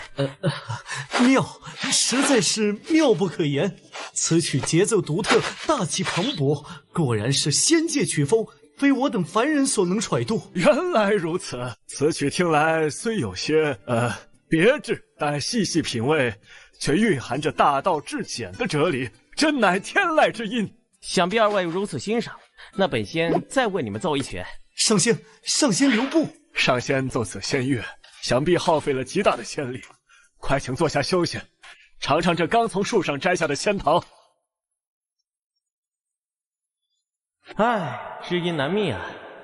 看来这春秋时代的人还欣赏不来摇滚的魅力。寒山，快来帮我，我被包围了！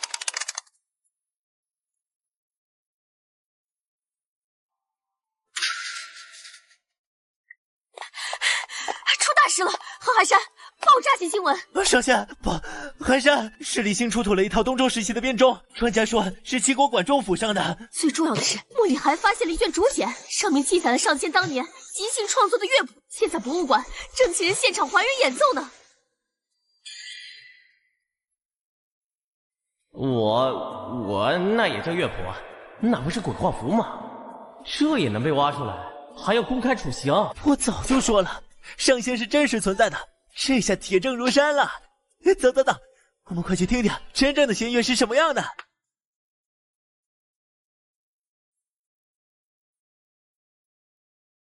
终于能亲耳听到上仙的创作了，不知道会是怎样石破天惊的旋律，我的脑洞已经开始燃烧了。这可是2000多年前的仙音重现人间呢，自伤无憾。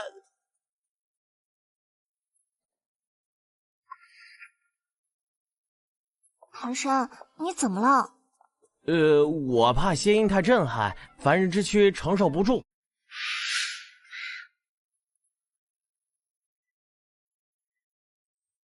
这是仙乐？我的上仙难道喜欢重金属摇滚？奇怪，这乐谱是不是拿错了？怎么听着跟装修队施工一样？都说了让你们别弹，非不听，这下好了吧？大型社死现场。仙乐，我看是索命梵音吧。2000多年前的齐国人，难道喜欢用噪音污染当武器？哎，不可能啊！难道是演奏方式不对？这简直是古代版的噪音攻击啊！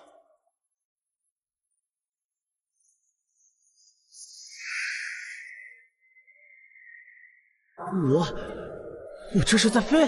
宿主，您正在体验逢虚御风之术，此为系统下一次晋升的奖励预览。奏乐，雷钟。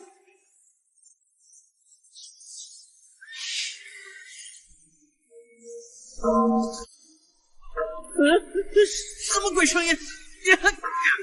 我的头要裂开了！受不了了！鼓声呢？鼓声怎么停了？全军出击！目的就在此时！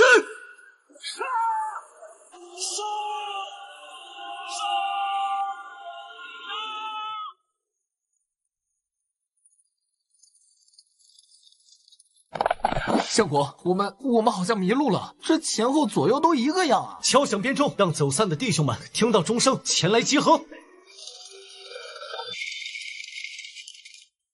学生，臣想起来了，老马识途，这些老马定是听懂了仙乐的指引，要带我们走出困境。果真如此，快，全军将士紧随老马之后。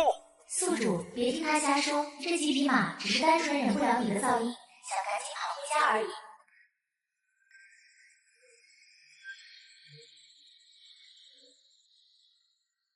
能不能给我留点面子？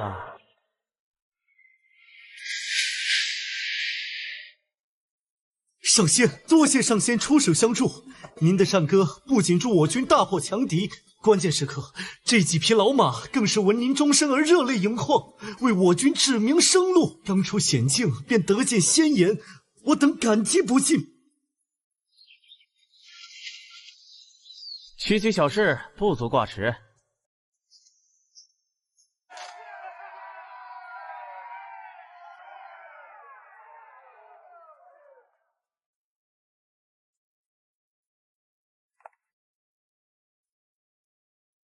上仙，晚生有一事不明，还请上仙赐教。但说无妨。我听闻可于乱石港雕刻石壁售卖，以充国库。晚生愚钝，百思不得其解。那等荒山乱石，如何能卖出高价，富国强兵？那依你之见，该如何做？晚生斗胆想了一策，可将1尺之石壁定价1万钱，8寸定价8000，7寸7000，另琢磨石龟定价4000，石院则定价500。我去，这价格定的真的黑黑啊！而后我将派人于列国之间散播消息，言凡持此石壁者，便可得见天子颜面。哦，光凭一个消息，恐怕不足以让天下诸侯信服吧？哼，上仙所言极是，所以晚生还会再恳请君上，以齐国之名向周天子进言，请天子下令，凡天下诸侯欲朝拜宗庙，必携此石壁为贡礼。如此一来，天下财富岂不尽入我齐国之手？我操，这他妈是春秋战国时代的人能想出来的？先抬高产品质量，再舆论造势，最后请同行最高权威周天子下场背书，形成垄断。大哥，你们公司还招人吗？我想跟你混。恭喜宿主总信仰值突破1万点，您已从籍籍无名的小仙晋升为初具仙名的上仙，解锁新能力逢虚御风。御风，就是说我能飞了？理论上是。另外提醒宿主，您在古代累积的信仰值已近1000万，但这些信仰值无法直接用于系统升级，仅能作为解锁成就的凭证。您真正的力量源泉必须来自现代世界的信仰。明白了，古代刷经验，现代才能升级。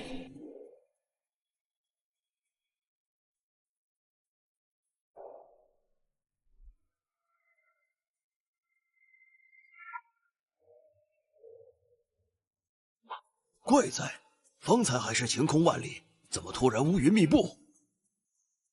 莫不是有什么异兆？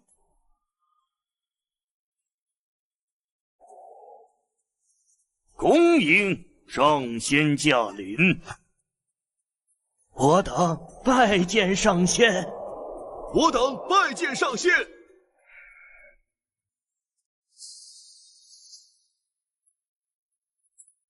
我操，装逼装大了！恭迎上仙，恭迎上仙！君上，上仙亲临会盟，乃是天大的祥瑞，上仙也应有封赏才是。对，上仙降临，乃我齐国之幸，天下之幸。不知上仙可有何赏赐？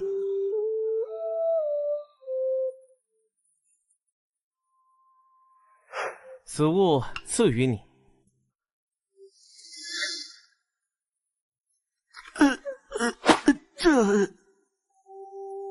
君上，诸位，此非凡物，此乃仙界青鸟，乃至神凤之蛋，得知可佑国运昌隆，霸业永固。谢上仙恩赐，谢上仙！快好生收着，定要寻最好的巧匠，用最温暖的锦缎，日夜看护，务必将它们孵化出来。时空月仙能量补充完毕，即将返回现代世界。倒计时3、2、1。本次淘汰赛规则有所改变，由各个小组自行出题，其他小组进行回答。出题组的最终积分将由答错的小组数量决定。也就是说，你们的题目越难，让越多人答不出来，你们的得分就越高。这规则太狠了，我们必须想个超级偏门的题目才行。有了，不如就考上仙显灵的事件，比如上仙第一次显圣是在何时何地？高阳，你疯了吧？这是历史竞赛，不是玄学研讨会，老师会把我们轰出去的。我有个想法，我们可以考一个真实发生过，但又与传说紧密相关的历史事件。比如齐桓公的葵丘会盟。这个可以，史料记载很多，但细节繁杂，容易出错。对，而且据说当时天降祥瑞，正好可以和我了解的一些趣闻结合起来。我们小组的出题是关于齐桓公的葵丘之盟。葵丘会盟有意思，刚从现场回来就考这个，刚好看看你们能问出什么花样来。我们小组的问题是，在葵丘之盟上，上仙显圣，有3个看似寻常的举动，请问分别有何意义？什么？又是上仙？这也能当历史题啊？就是，这也太蠢了吧，过度解读吧。深意？我能有什么深意？第一问，上仙为何从钢台走下，不多不少，恰好走了67步，才来到齐桓公面前？第二问，上仙为何没有接齐桓公地上的祭酒，反而伸手抓向祭祀用的文武作？第三问，上仙赐予齐桓公的5枚鸟蛋，又代表着什么？这67步并非随意而为，他是在警示齐桓公晚年的凄惨结局。史书记载，齐桓公晚年昏聩，宠信奸佞，最终被易牙、树雕等人囚禁于斩室之中，活活饿死。其尸身停放整整67日，腐烂生蛆，都无人收敛。67步对应的正是这67日。走67步，只是因为我第一次御风不太熟练，差点没刹住脚啊。至于抓文武镯，则有2层深意。其一，文武镯乃祭天敬神之物，上仙此举是向天下宣告，齐国的霸主之位将如这祭肉一般被他人分食，不复存在。其二，更是直接预示了齐桓公的死因，他就是被活活饿死的。我补充一下，那5枚鸟蛋我知道。你抢我台词啊！鸟蛋需要孵化，而雏鸟出壳后，往往会为了生存互相残杀，最终只有一个能活下来。这对应的就是齐桓公的5个儿子：公子无亏、公子昭、公子潘、公子元、公子商人。他们为了争夺王位，自相残杀，最终导致齐国大乱，霸业终结。5枚鸟蛋就是5位公子。我聪明，这是我想到的。我的天，原来是这个意思啊！太牛了！林清心真乃大才，这分析能力绝了。我发誓，我抓那块肉只是因为头晕眼花怕摔倒，顺手扶一下。那几颗鸟蛋，真就是我从鸟窝里随手掏的呀！唉，这帮人脑补能力太强了，惹不起，我先溜了。又来，你这次是去哪个年代？这是怎么回事？看这建筑风格像是先秦时期，但这也太惨了吧，闹饥荒了。老丈，请问此地是何处？为何街上如此光景？后生，你是外地来的吧？这里是秦国都城。你看，天时不济，庄稼都旱死了，已经大半年没好好下过雨了。官府不管吗？没开仓放粮？怎么没管？我们国君早就派人去晋国借粮了。想当年晋国闹灾，还是我们国君发善心，把粮食运过去救了他们。哎呀，谁说不是呢？可那晋国国君忘恩负义，不光不借粮，还趁我们遭灾派兵过来抢我们的地。哎呀，简直是无耻小人！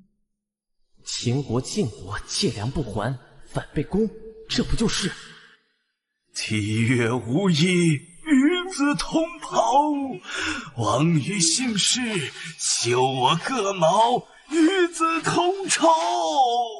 七月无衣，与子同泽，王于姓氏，修我毛底，与子协作。七月无衣，与子同长，王于姓氏，修我甲兵，与子偕行。救救老秦，共赴国难，原来这就是刻在骨子里的血性。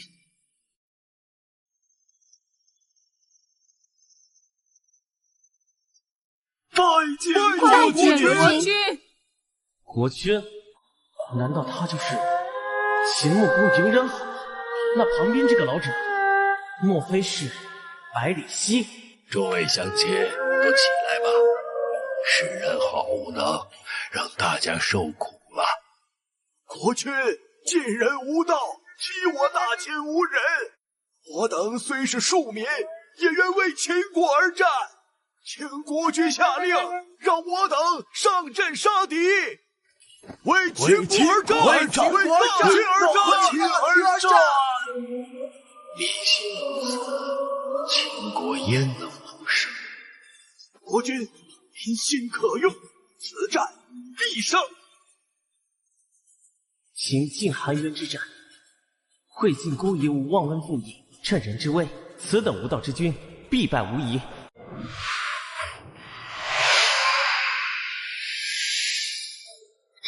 这是天命玄鸟，是我大秦先祖的图腾。天降祥瑞，天降祥瑞啊！玄鸟现世，佑我大秦，此战我军必胜。玄鸟必佑，大秦必胜！玄鸟必佑，大秦必胜！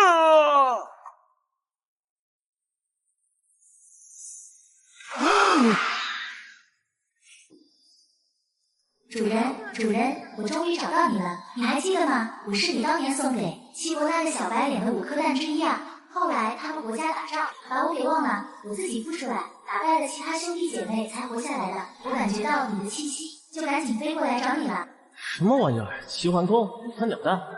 我靠！我想起来了，当年随手掏了个鸟窝，竟然掏出了稀世玄鸟，这运气也太逆天了吧！秦国隐人好，拜见上仙。秦臣百里奚拜见上仙，不知上仙驾临，有失远迎，还望恕罪。哎，完了，这下想不承认都不行了。罢了，都起来吧。启禀上仙，如今晋国背信弃义，趁我大秦两荒兴兵来犯，我军将士虽有死战之心，但粮草短缺，不知此战胜算几何？国君不必担忧，还请上仙指点迷津。其一，得道多助，失道寡助。会晋公受你薄命之恩，却反咬一口，此为不义，不义之师，军心必不稳固。其二，我观你秦国民众虽饥饿，却斗志昂扬，上下一心，此乃人和，民心所向，战无不胜。此鸟与你秦国有缘，便赠与国君，以壮军威。有此祥瑞在，你秦军士气必将大振。多谢上仙赐宝，有上仙此言，人豪心中大定。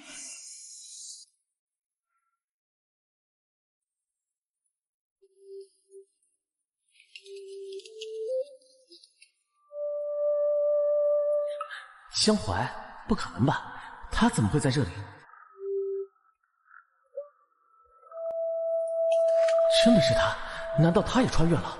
警告：宿主请注意，主动向其他穿越者暴露身份或试图验证对方身份，均属于严重违规行为。靠，规矩还挺多。算了，君子不立危墙之下，先不管他。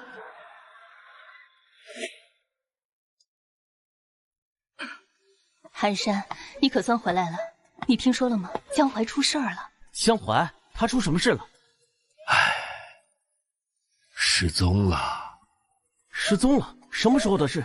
就前天晚上，他妈妈说呀，孩子放学回家还在房间里写作业呢，可半夜进去一看，人就没了。警察去看了，现场很离奇，作业本还摊在桌上，写了一半，连中性笔的笔盖都没盖上。是啊，他们家住10几楼，门窗都关得好好的，监控也显示江淮进了房间后就再也没出来过，一个大活人就这么凭空消失了。监护没拍到他出门，窗户眼。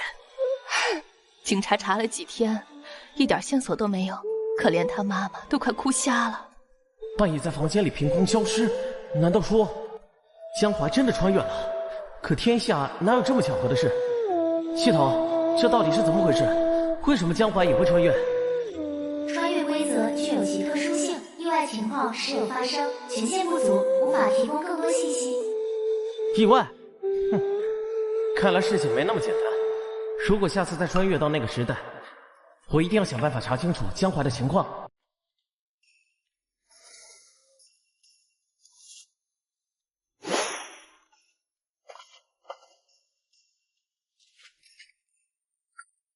这次是郑国，看这架势是秦晋为郑。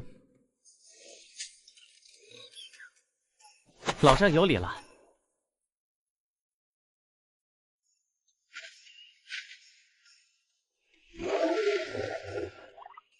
好一匹千里马，老丈，这马可有人驯服？没，你要试试？正有此意。没门儿，老夫就爱看你们这些不知天高地厚的小子被烈马驯服。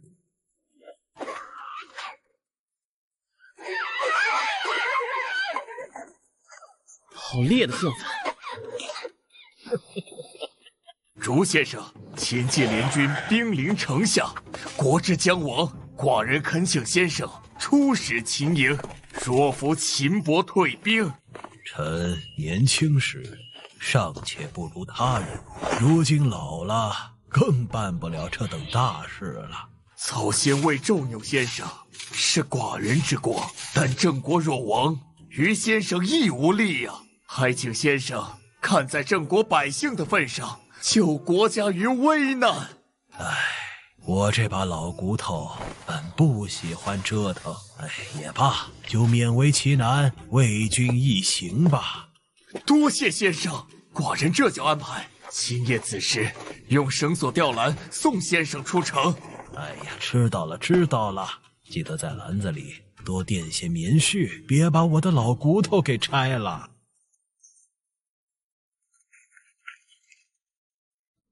嘴上说着不要，身体却很诚实。这位烛之武啊，可真是个活脱脱的现代口嫌体正直的老傲娇啊，经典。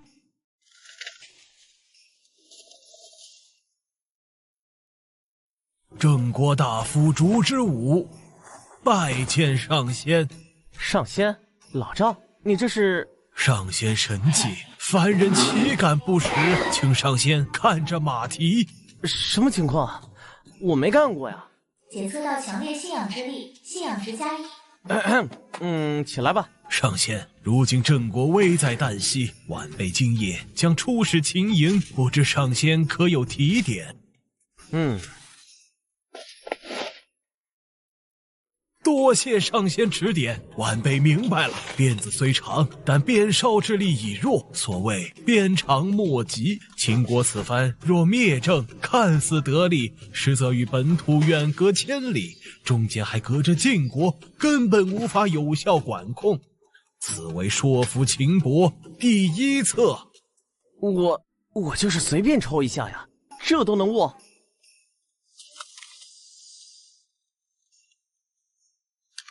晚辈又悟了，上仙垂目看足下，足下者交瑕也。当年晋文公曾许诺将交瑕2亿赠与秦穆公，事后却背信弃义，非但不给，反而在那里筑城驻兵，此乃秦晋旧怨。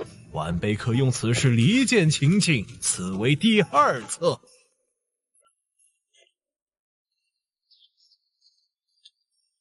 晚辈彻底明白了。上仙先看东，再看西，晋国在东，秦国在西。晋国此番若得了郑国这片东边疆土，野心必然膨胀，下一步必定会向西，损害秦国的利益。所谓邻之后，君之薄也，此乃第三策。我的天！我就是脖子有点酸，随便动一动，你怎么什么都能解读出来啊？你这脑补能力也太强了吧！上仙三策，层层递进，环环相扣，先陈秦国之弊，再揭晋国之短，终点两国之害。此离间之法，妙极！晚辈此行必不辱使命。先生，此去凶险，万望保重。国君放心，此行非但无险，且必能攻城。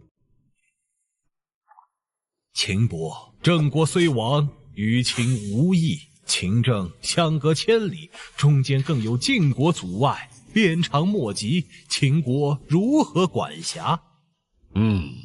再者，当年晋文公曾许诺将交瑕2亿赠与秦伯，事后却背信弃义，此乃秦晋旧怨。如今秦伯为晋国火中取栗，岂非令亲者痛，仇者快？况且邻之后，君之薄也。晋国若得郑国，国力大增，下一步必将向西，损害秦国利益。一派胡言！如知我，你饮夜来此，巧舌如簧，不过是想离间秦晋，为郑国求得一线生机。我所言句句属实，皆是上仙点拨。上仙何其虚妄！不过是你们郑国编造出来蛊惑人心的伎俩。敢问在座诸位，谁曾亲眼见过那所谓的上仙？孤亲眼见过，孤曾见上仙现身，玄鸟环绕其身，久久不散。此等神迹，岂是凡人可为？俺也一样，俺也见过。上仙凭虚御风，衣袖飘飘，那气度绝非常人。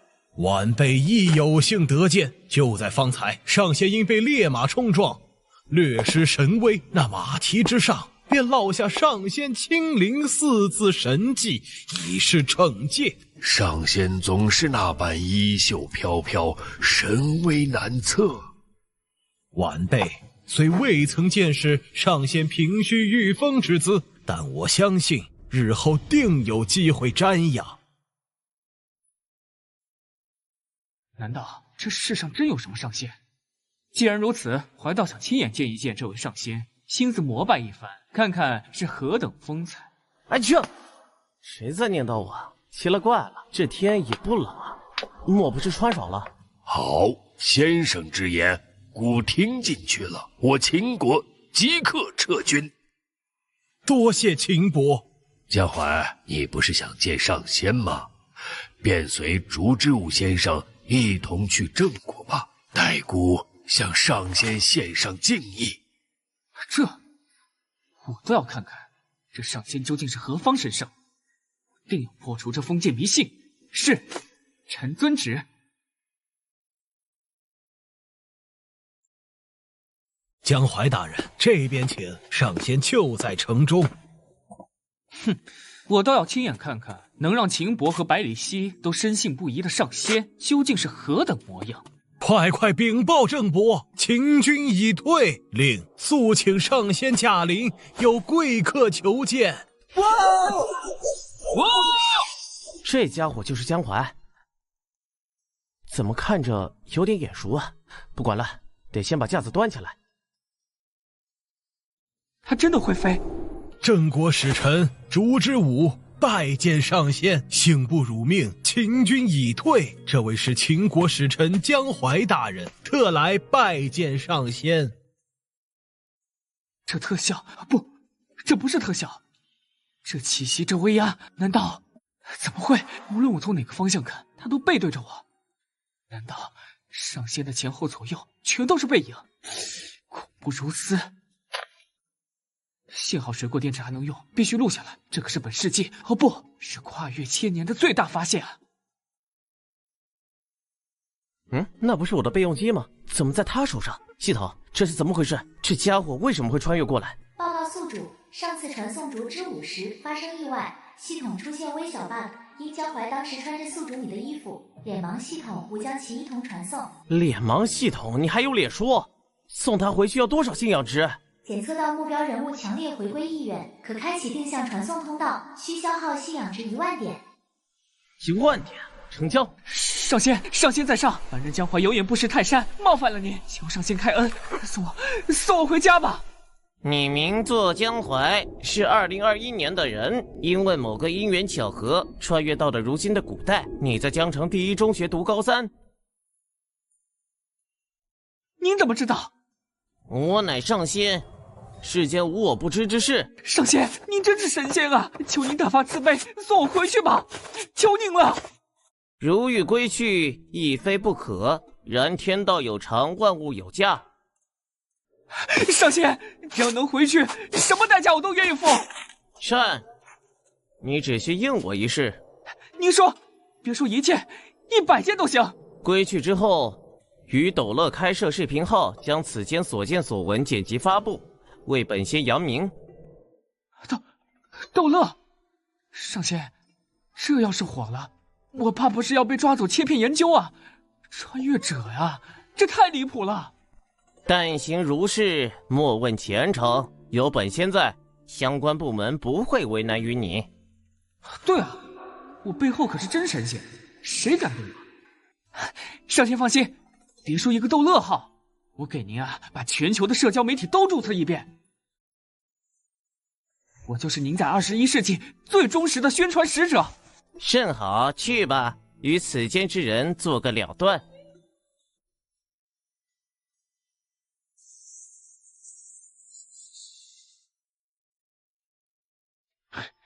烛之武大人，秦穆公那边还请您代为转达，就说我江淮蒙上仙垂怜，要回老家了。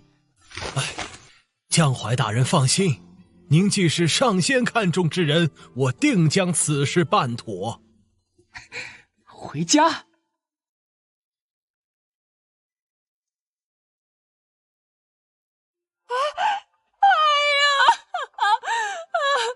儿啊，你跑哪儿去了？警察都找了好几天了，爸以为再也见不到你了。妈，我错了，我就是跟同学出去玩，手机丢了，迷路了。1个多小时了，感觉还没洗干净。古代那侧绸，我的天，屁股都快刮肿了。还没有沐浴露、洗发水，我再也不想穿越了。身为穿越者，竟然在古代遇见了上仙。又来一个骗子，我看你俩是商量好的吧？P 图都 P 不明白，还上仙？但凡读过初中物理，都知道这是光学折射。尔等凡人岂知上仙这位？此乃真迹，吾以上仙做下首席大弟子之名担保。不错，江淮这小子还挺会办事。高阳和窝崇明这2个活宝，倒是免费的流量密码呀！1万信仰值，花的不亏。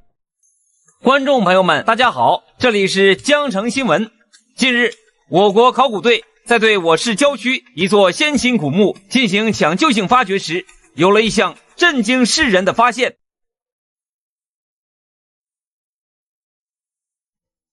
不可思议！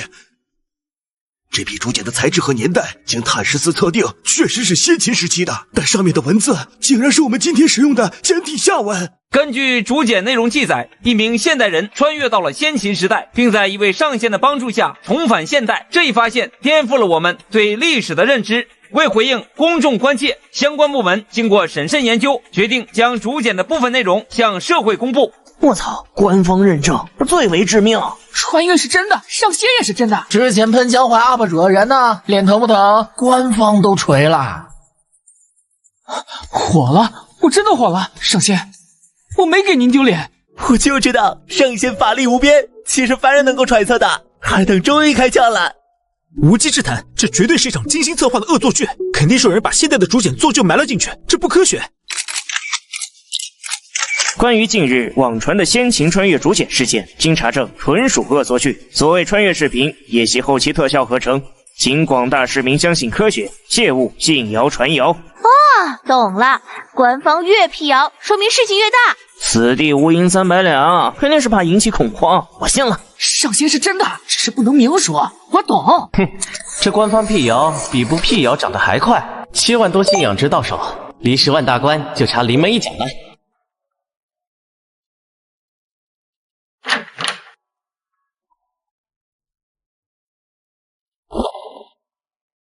谁在跟踪我？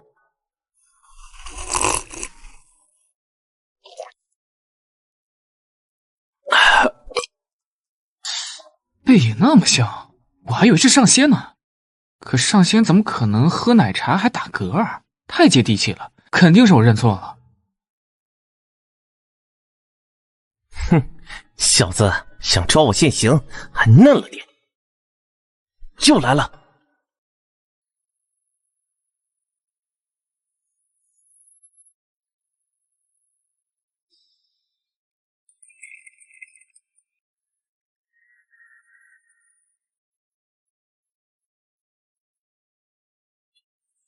学生未央拜见上仙。你认得我？认得。昔日管子于齐国海边见得上仙，受您点拨，方成法家先驱，名垂青史。学生不才，亦修法家之道，也算是上仙的再传弟子。原来是双妖，法家之子，居然是这么来的。是前线的消息。发生了何事？魏国与秦国交战，我军大败。老师公叔痤大人被秦人俘虏了。你的老师被俘，你似乎并不慌张。学生人微言轻，在此慌乱亦是无益。但学生在此立誓，他日必救老师于危难。公子，好消息！公叔痤大人自己回来了，秦人把他给放了。不知为何，我这头突然晕得厉害，刚才说了什么，全都记不清了。好个未央，言出必践，转头就装失忆，这般皎洁，倒也不愧是他。大王，臣时日无多了，臣向大王举荐一人。我那中庶子未央，其才10倍于我。爱卿放心养病，寡人知道了。大王若用未央，必能称霸天下。若不用他，则务必杀之，切不可让他离位去往他国呀！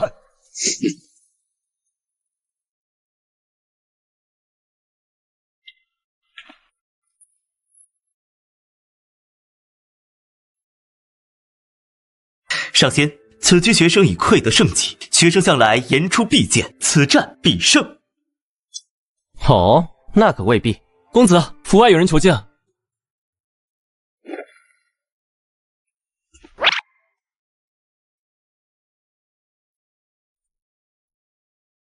奇怪，我记得此处应该如此，怎会？是了，上仙乃神人，其极变化莫测，定是内涵玄机。岂是我这等凡人能够窥破的？必然是我自己记错了。上仙棋艺通神，学生输了。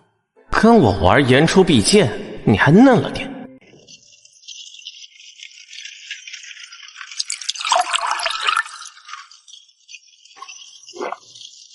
公叔痤大人终究还是去了。魏王没有诱你，也没有杀你。或许在魏王眼中，我未央不过是个无足轻重的小人物，既不值得重要，也懒得动手重去。所以你打算去秦国？秦国求贤若渴，正是我辈大展拳脚之地。此去不博个功名震天下，誓不回还。上天，此行路途遥远，颇为无聊，不如我们来打个赌，如何？哦，赌什么？就赌着道路两侧第10棵树的高矮，我赌右边那棵更高。哼，好，那我便赌左边，输了的人当如何？任凭处置，绝无二话。一言为定。车夫，劳烦你做个见证。好嘞，两位公子瞧好，左边的这棵比右边的高出半个头呢。学生输了，上仙请处置吧。学生言出必践，绝不食言。当真？君子一言，驷马难追。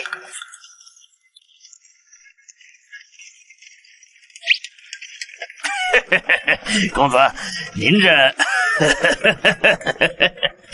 嘿嘿，不行了，哎呦，我的肚子，不行了。上仙，你没事吧？可别笑坏了身子。爸爸，救命！有小子回来！上仙息怒，学生不闹了。钟鼓馔玉不足贵，但愿长醉不复醒。好句啊！钟鼓馔玉不足贵，但愿长醉不复醒。上仙之才，当真惊天动地。哎呦，不好！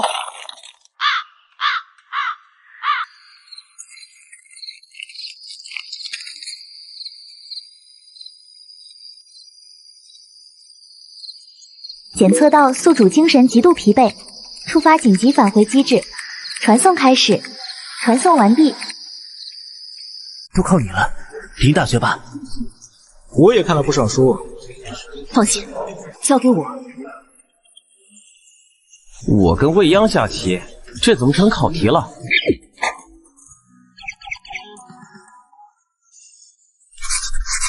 哇，林同学都不用考虑的吗？他这写的是什么？跟我想的完全不一样啊！寒山，你看，是我们学校的队伍，清仙好厉害啊！是挺厉害的。他到底能写出个什么花来？我当时就是单纯的棋瘾犯了，想毁棋而已。获胜的是江城中学，现在有请江城中学的林清新同学发言。各位老师、同学，大家好。关于这篇材料，我的解读是：上仙在未央离开时挪动棋子，绝非是惧怕输棋。这一步棋看似是毁棋，实则蕴含着上仙对天下大事的惊天预言。他挪动的不是一枚棋子，而是未央，乃至整个秦国的命运。上仙此举是在暗示未央，他的人生轨迹将如同这枚黑子一般，从魏国而出，短暂落于魏国，最终将扎根于秦国，并将在秦国掀起变革，彻底改变秦国积贫积弱的局面，使其崛起为天下霸主。我就是作弊而已，还能这么解读的吗？这脑洞也太大了，肯定是当时伺候的小厮嘴不严，把这事说出去了。可是这会不会是过度解读？毕竟史料只记载了挪动棋子。那么请问，以上仙惊天伟地之能，为何要用如此拙劣的手段作弊？他若想赢，有10000种方法。他之所以选择这种方式，恰恰是为了最直观、最深刻的方式点醒当局者迷的未央，整个逻辑是完全自洽的。哇，何寒山，听到了吗？原来上仙这么厉害，下盘棋都有这么多深意。是啊，太有深意了。我发誓，我当时真的只是想耍个赖。现在好了，全世界都以为我是个深谋远虑的神棍了。就算毁棋有深意，那史料中记载上仙当场3次大笑，又作何解释？难道也是在预言什么吗？哼。当然，上仙的每一个举动都蕴含着深远的智慧。上仙3笑绝非无聊之举。各位请想，笑与哪个字同音？是笑，秦孝公的孝。上仙3笑，正是在预示未央将3建秦孝公。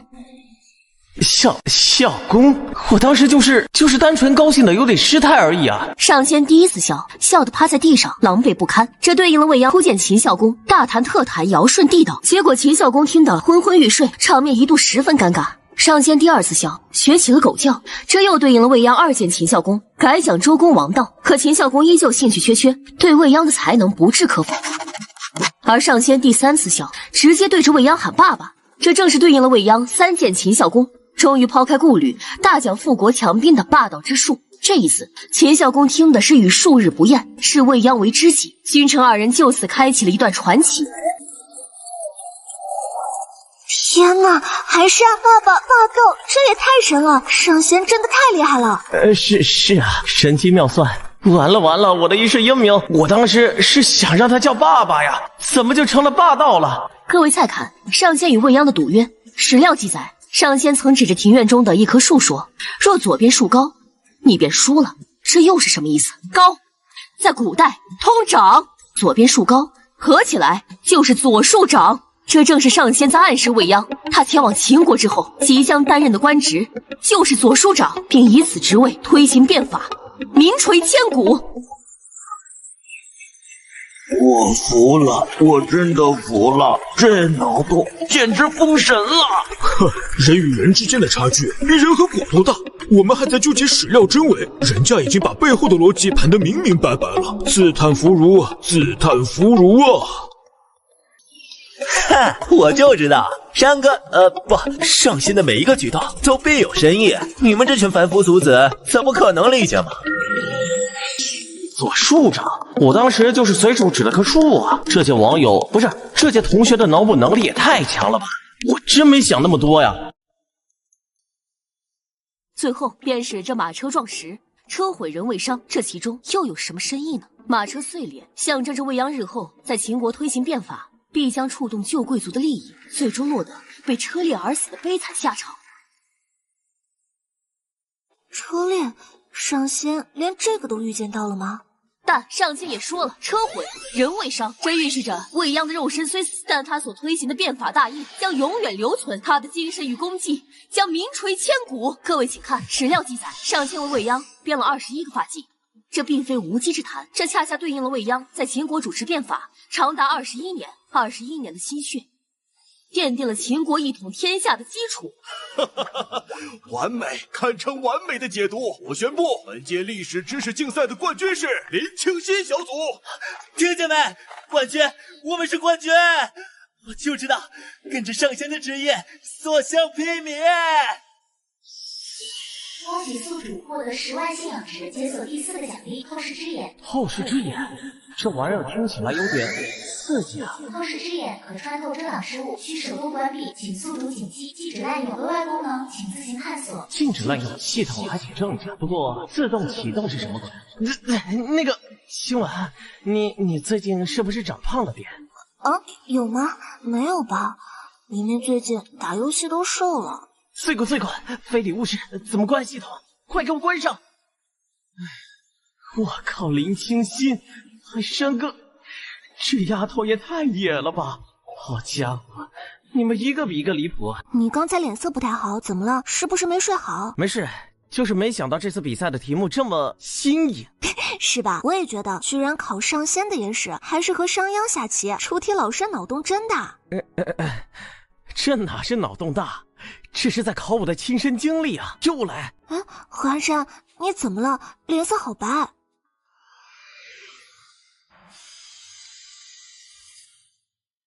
这里是秦国咸阳宫，那个人是未央。大王，法古无过，循礼无邪，立不摆，不变法，祖宗之法不可变呐！甘大夫所言极是。变法乃动摇国本之举，请大王三思。未央，你的意思呢？前世不同教，合古之法；帝王不相负，合理之循。治世不一道，变国不伐国。敢问甘大夫，夏商两朝皆因固守旧礼而亡，汤武二王却因顺势变法而兴，这又是何道理？你这是强词夺理！哼，是你们抱着腐朽的规矩不放，变法势在必行。此人伶牙俐齿，暂避其锋。等他推行新法，我们便煽动那些利益受损之人，看他如何收场。原来这就是商鞅变法的开端。未央这家伙果然有魄力，不过这帮老顽固肯定不会善罢甘休。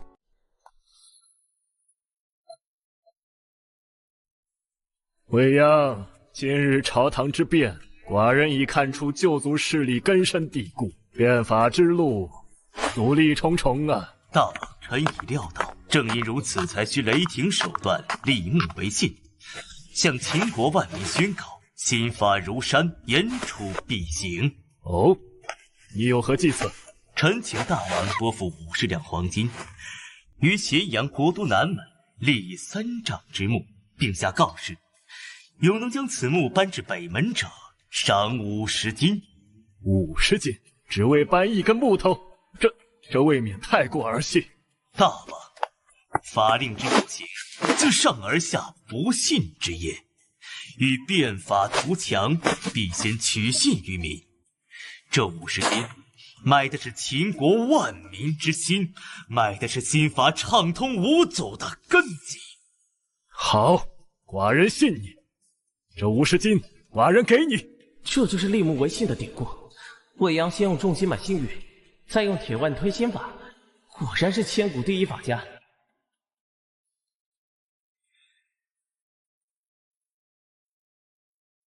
大王，民心已信，新法可出。此乃臣所拟垦草令，请大王过目。自请农耕，抑制莫饮。凡不是生产者，莫入为奴。废除贵族世袭特权，按军功授爵。好一个垦草令！此为变法之时，大王，臣请任左庶长，以行新法。未央，寡人将秦国之未来尽数托付于你。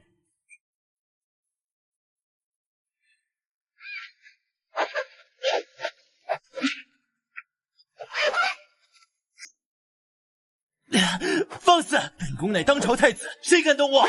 魏大人，太子年幼无知，触犯新法，还请大人看在王室颜面，从轻发落。法之不行，自上犯之。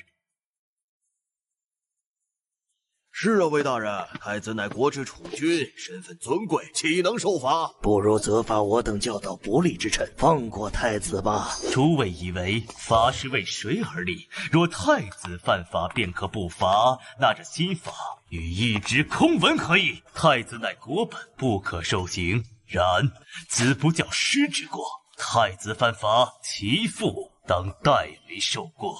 来人，将公子虔带下，处以墨刑。啊！竟然真的拿太子的师傅开刀，在脸上刺字，这对于贵族是奇耻大辱。会将，你这是在拿王室的鲜血为新法祭旗。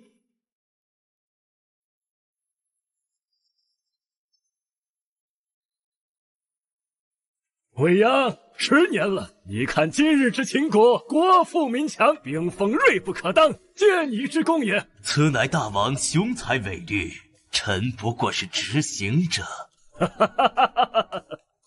好，寡人今日便将商巫之地15亿封赏于你，从今往后，你便是寡人的商君。臣商鞅谢大王隆恩。商鞅，你用酷烈之法为秦国铸就了统一天下的根基，但也为自己埋下了杀身之祸。历史的车轮终将滚滚向前。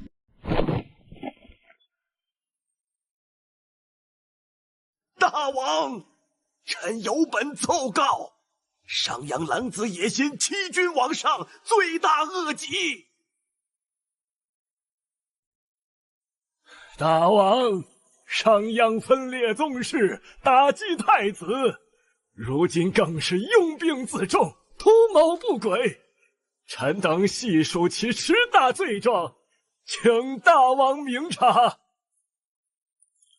其罪1，以严刑酷法分裂秦国宗室，离间骨肉亲情；其罪2，公然刑罚太子之父，践踏王室尊严；其罪3，纵容奴隶主复辟；其罪10，恐为6国派来之奸细，欲扰乱我大秦根基。此等奸贼，若不铲除，我大秦危矣！请大王下令捉拿商鞅，明正典刑。请大王下令捉拿商鞅。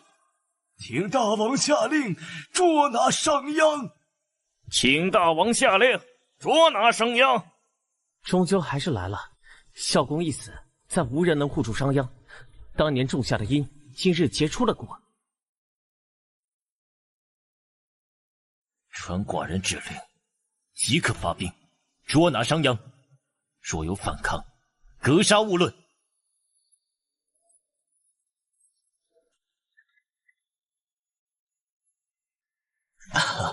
上仙，别来无恙。商君，你这又是何苦？既要臣死，臣不得不死。何况新君有新君的考量，旧贵族有旧贵族的怨恨，这一切我早有预料。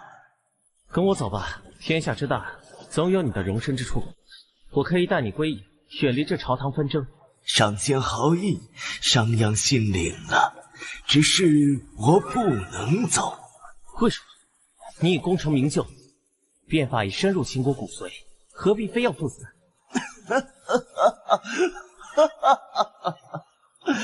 上仙，我若逃了，天下人会如何看待我的变法？他们会说，商鞅畏罪潜逃，他的法是错的。我必须死，我以生命为新法铺路，便要以我血来捍卫他的尊严。我曾言出必践，今日亦要以身殉道。愿我一死，能使变法长存于秦国。众将士，随我上！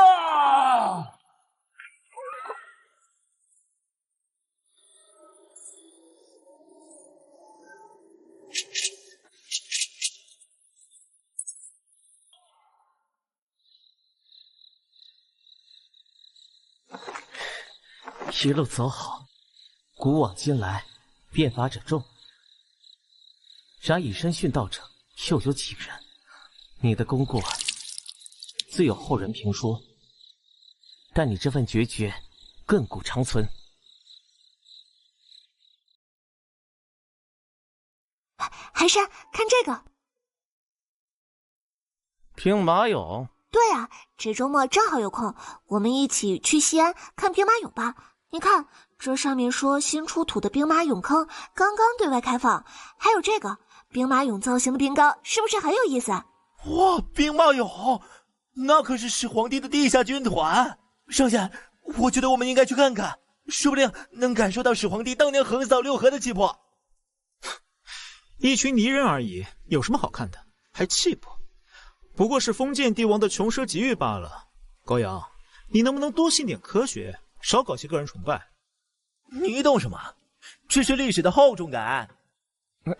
行了，去看看也好。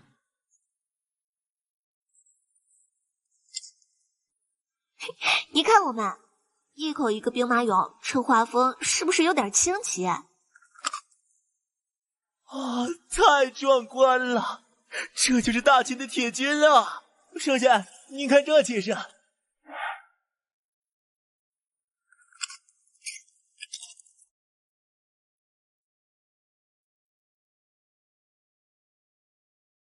氧化问题吧，可惜了，看不到完整的样子。等等，我不是有透视之眼吗？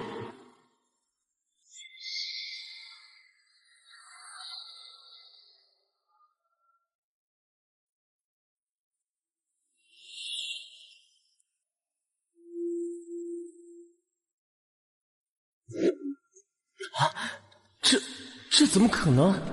为什么这里会有一尊和我长得一模一样的兵马俑，还是统帅？秦始皇的陪葬坑里为什么会有这玩意儿？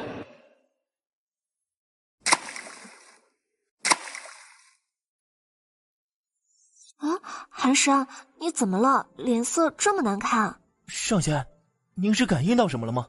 难道这地下还有更厉害的宝贝？我看他是冰糕掉了心疼吧，一个冰糕而已，至于吗？这太诡异了！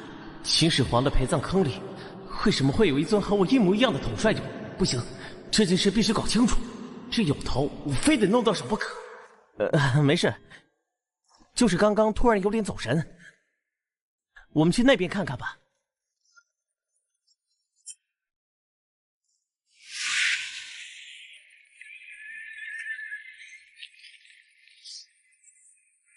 这上古看着不是秦军围攻邯郸的时候，好美丽。等等，现在不是想这个的时候。这件事是嬴政未来的新手，他们这是在逃命。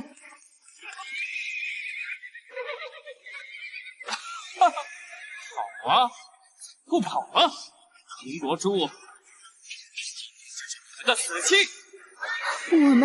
我们只是普通平民，却也饶命。普通平民，穿这么好，怕是秦国在邯郸的奸小，男的杀了，得吗？嘿嘿嘿，带回去给兄弟们乐呵乐呵。大叔，救我们！大叔，我才17，好不好？求你救我母亲！畜生，还敢求救？他一起砍了！唉，算了，谁让你是千古一帝的？抓紧了！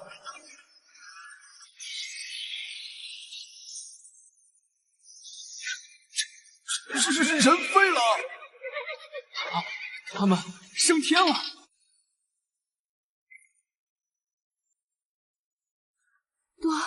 多谢仙人搭救。举手之劳，这里暂时安全了，你们自己找地方躲好吧。仙人，我叫赵正，敢问仙人尊姓大名？今日救命之恩，赵正永世不忘。我叫何寒山，记住了。仙人大叔，你别走，赵正还没报答你的救命之恩。都说了别叫我大叔，还有，我真的不图你报答。那不行。再说，仙人大叔你一大把年纪了，还装嫩说自己不是大叔，羞不羞啊？我才17岁还没娶妻，连个心上人都没有，不是大叔是什么？正儿，不可对仙人无礼。行，你厉害。那我倒想问问你，你这么个小屁孩，将来要是成了天下的王，你想做什么？嘿，我要做的第一件事就是给大叔你讨个漂亮媳妇儿，让你不再孤单。谢你啊！不像我父亲，他自己一个人就跑了，把我跟母亲丢在赵国。别胡思乱想，你父亲有他的难处，而且你将来会比所有人都更强。啊，真的吗？上仙说你能，你就一定能。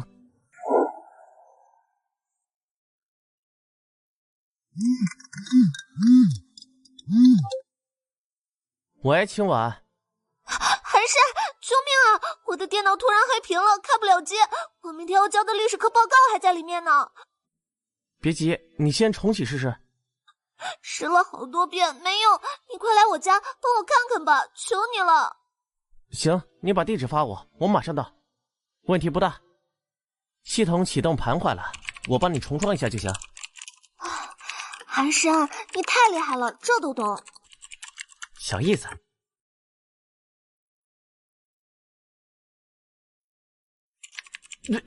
非礼勿视，非礼勿视。好了，现在开始重装系统，你那份报告肯定丢不了。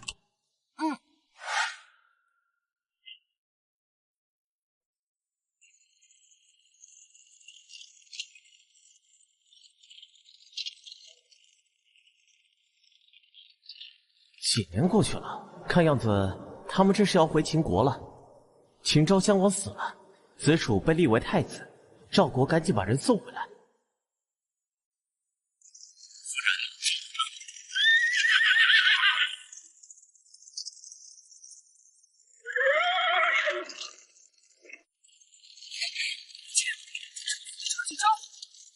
任何人都快。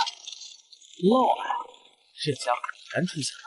这车技是我以后逃命练了吧？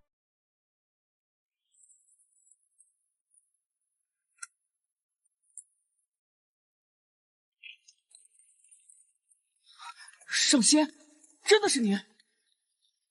几年不见，您的容貌竟然一丝未变。于我而言，不过弹指一挥间，你倒是长高了不少，像个大人了。上仙放心，带我回到咸阳，定为您选变，请穿绝色女子，谢于上仙。这孩子怎么也学了这套？不必了，我对这些不感兴趣。原来上仙喜欢清静，是我唐突了。唉，真不懂女儿家的好。我不是我没有，别乱说，你个小屁孩懂什么？这位壮士车技了得，听闻壮士有一手绝活，名为转轮之术，不知是何等神通。上仙若是有兴趣，待夜深人静之时，你我可以深入交流一番。不必了，不必了，我就是随便问问，我不好这口，快溜，快溜！这就是咸阳宫，果然壮观。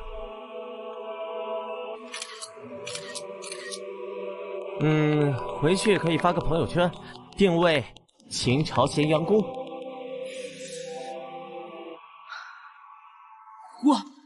我回来了！属于你的时代开始了，而我只是个打卡的过客。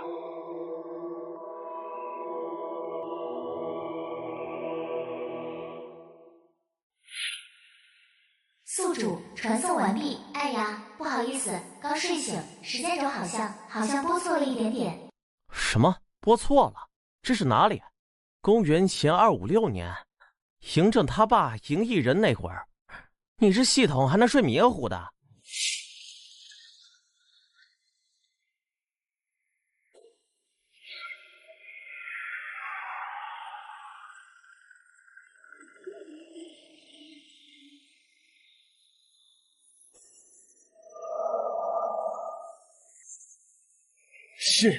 是上仙，正儿提及的上仙，秦四子嬴异人，恭迎上仙驾临，恭迎上仙，恭迎上仙，恭迎上仙！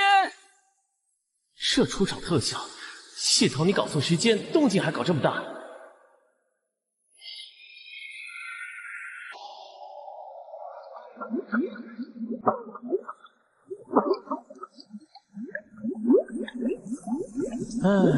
算了，好歹是嬴政他爹。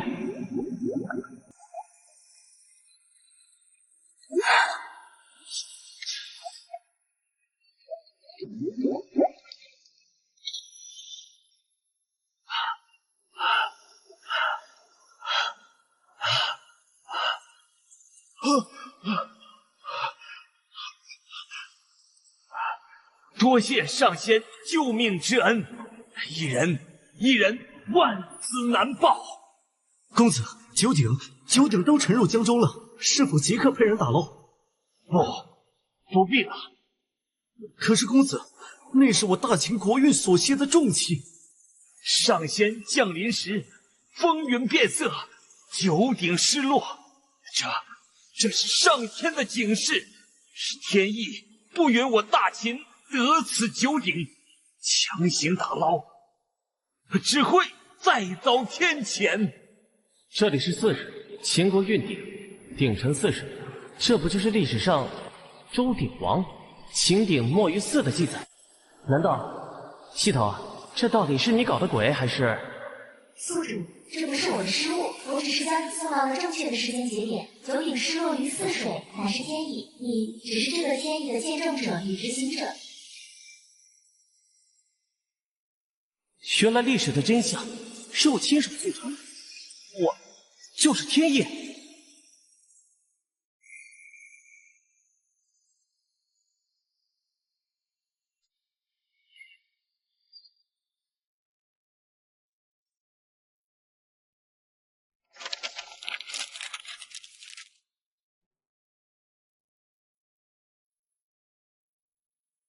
恭喜宿主，信仰值突破100万点，神线升级，时空漫游功能已解锁。宿主现在可以随意选择历史事件节点进行降临。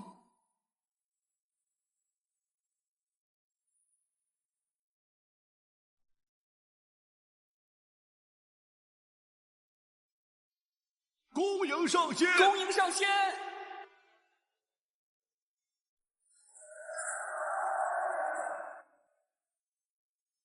恭迎上仙！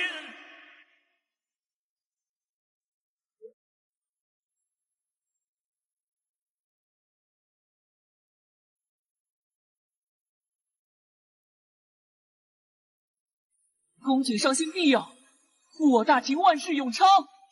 恭请上仙庇佑，护我大秦万世永昌。恭请上仙庇佑，护我大秦万世永昌。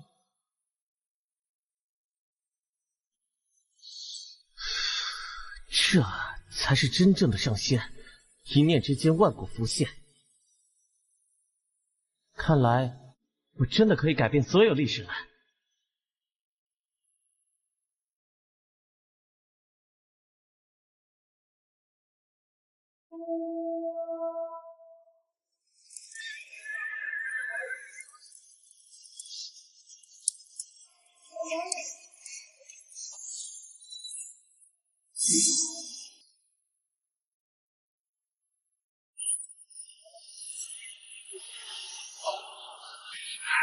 吾乃上仙，尔等多口。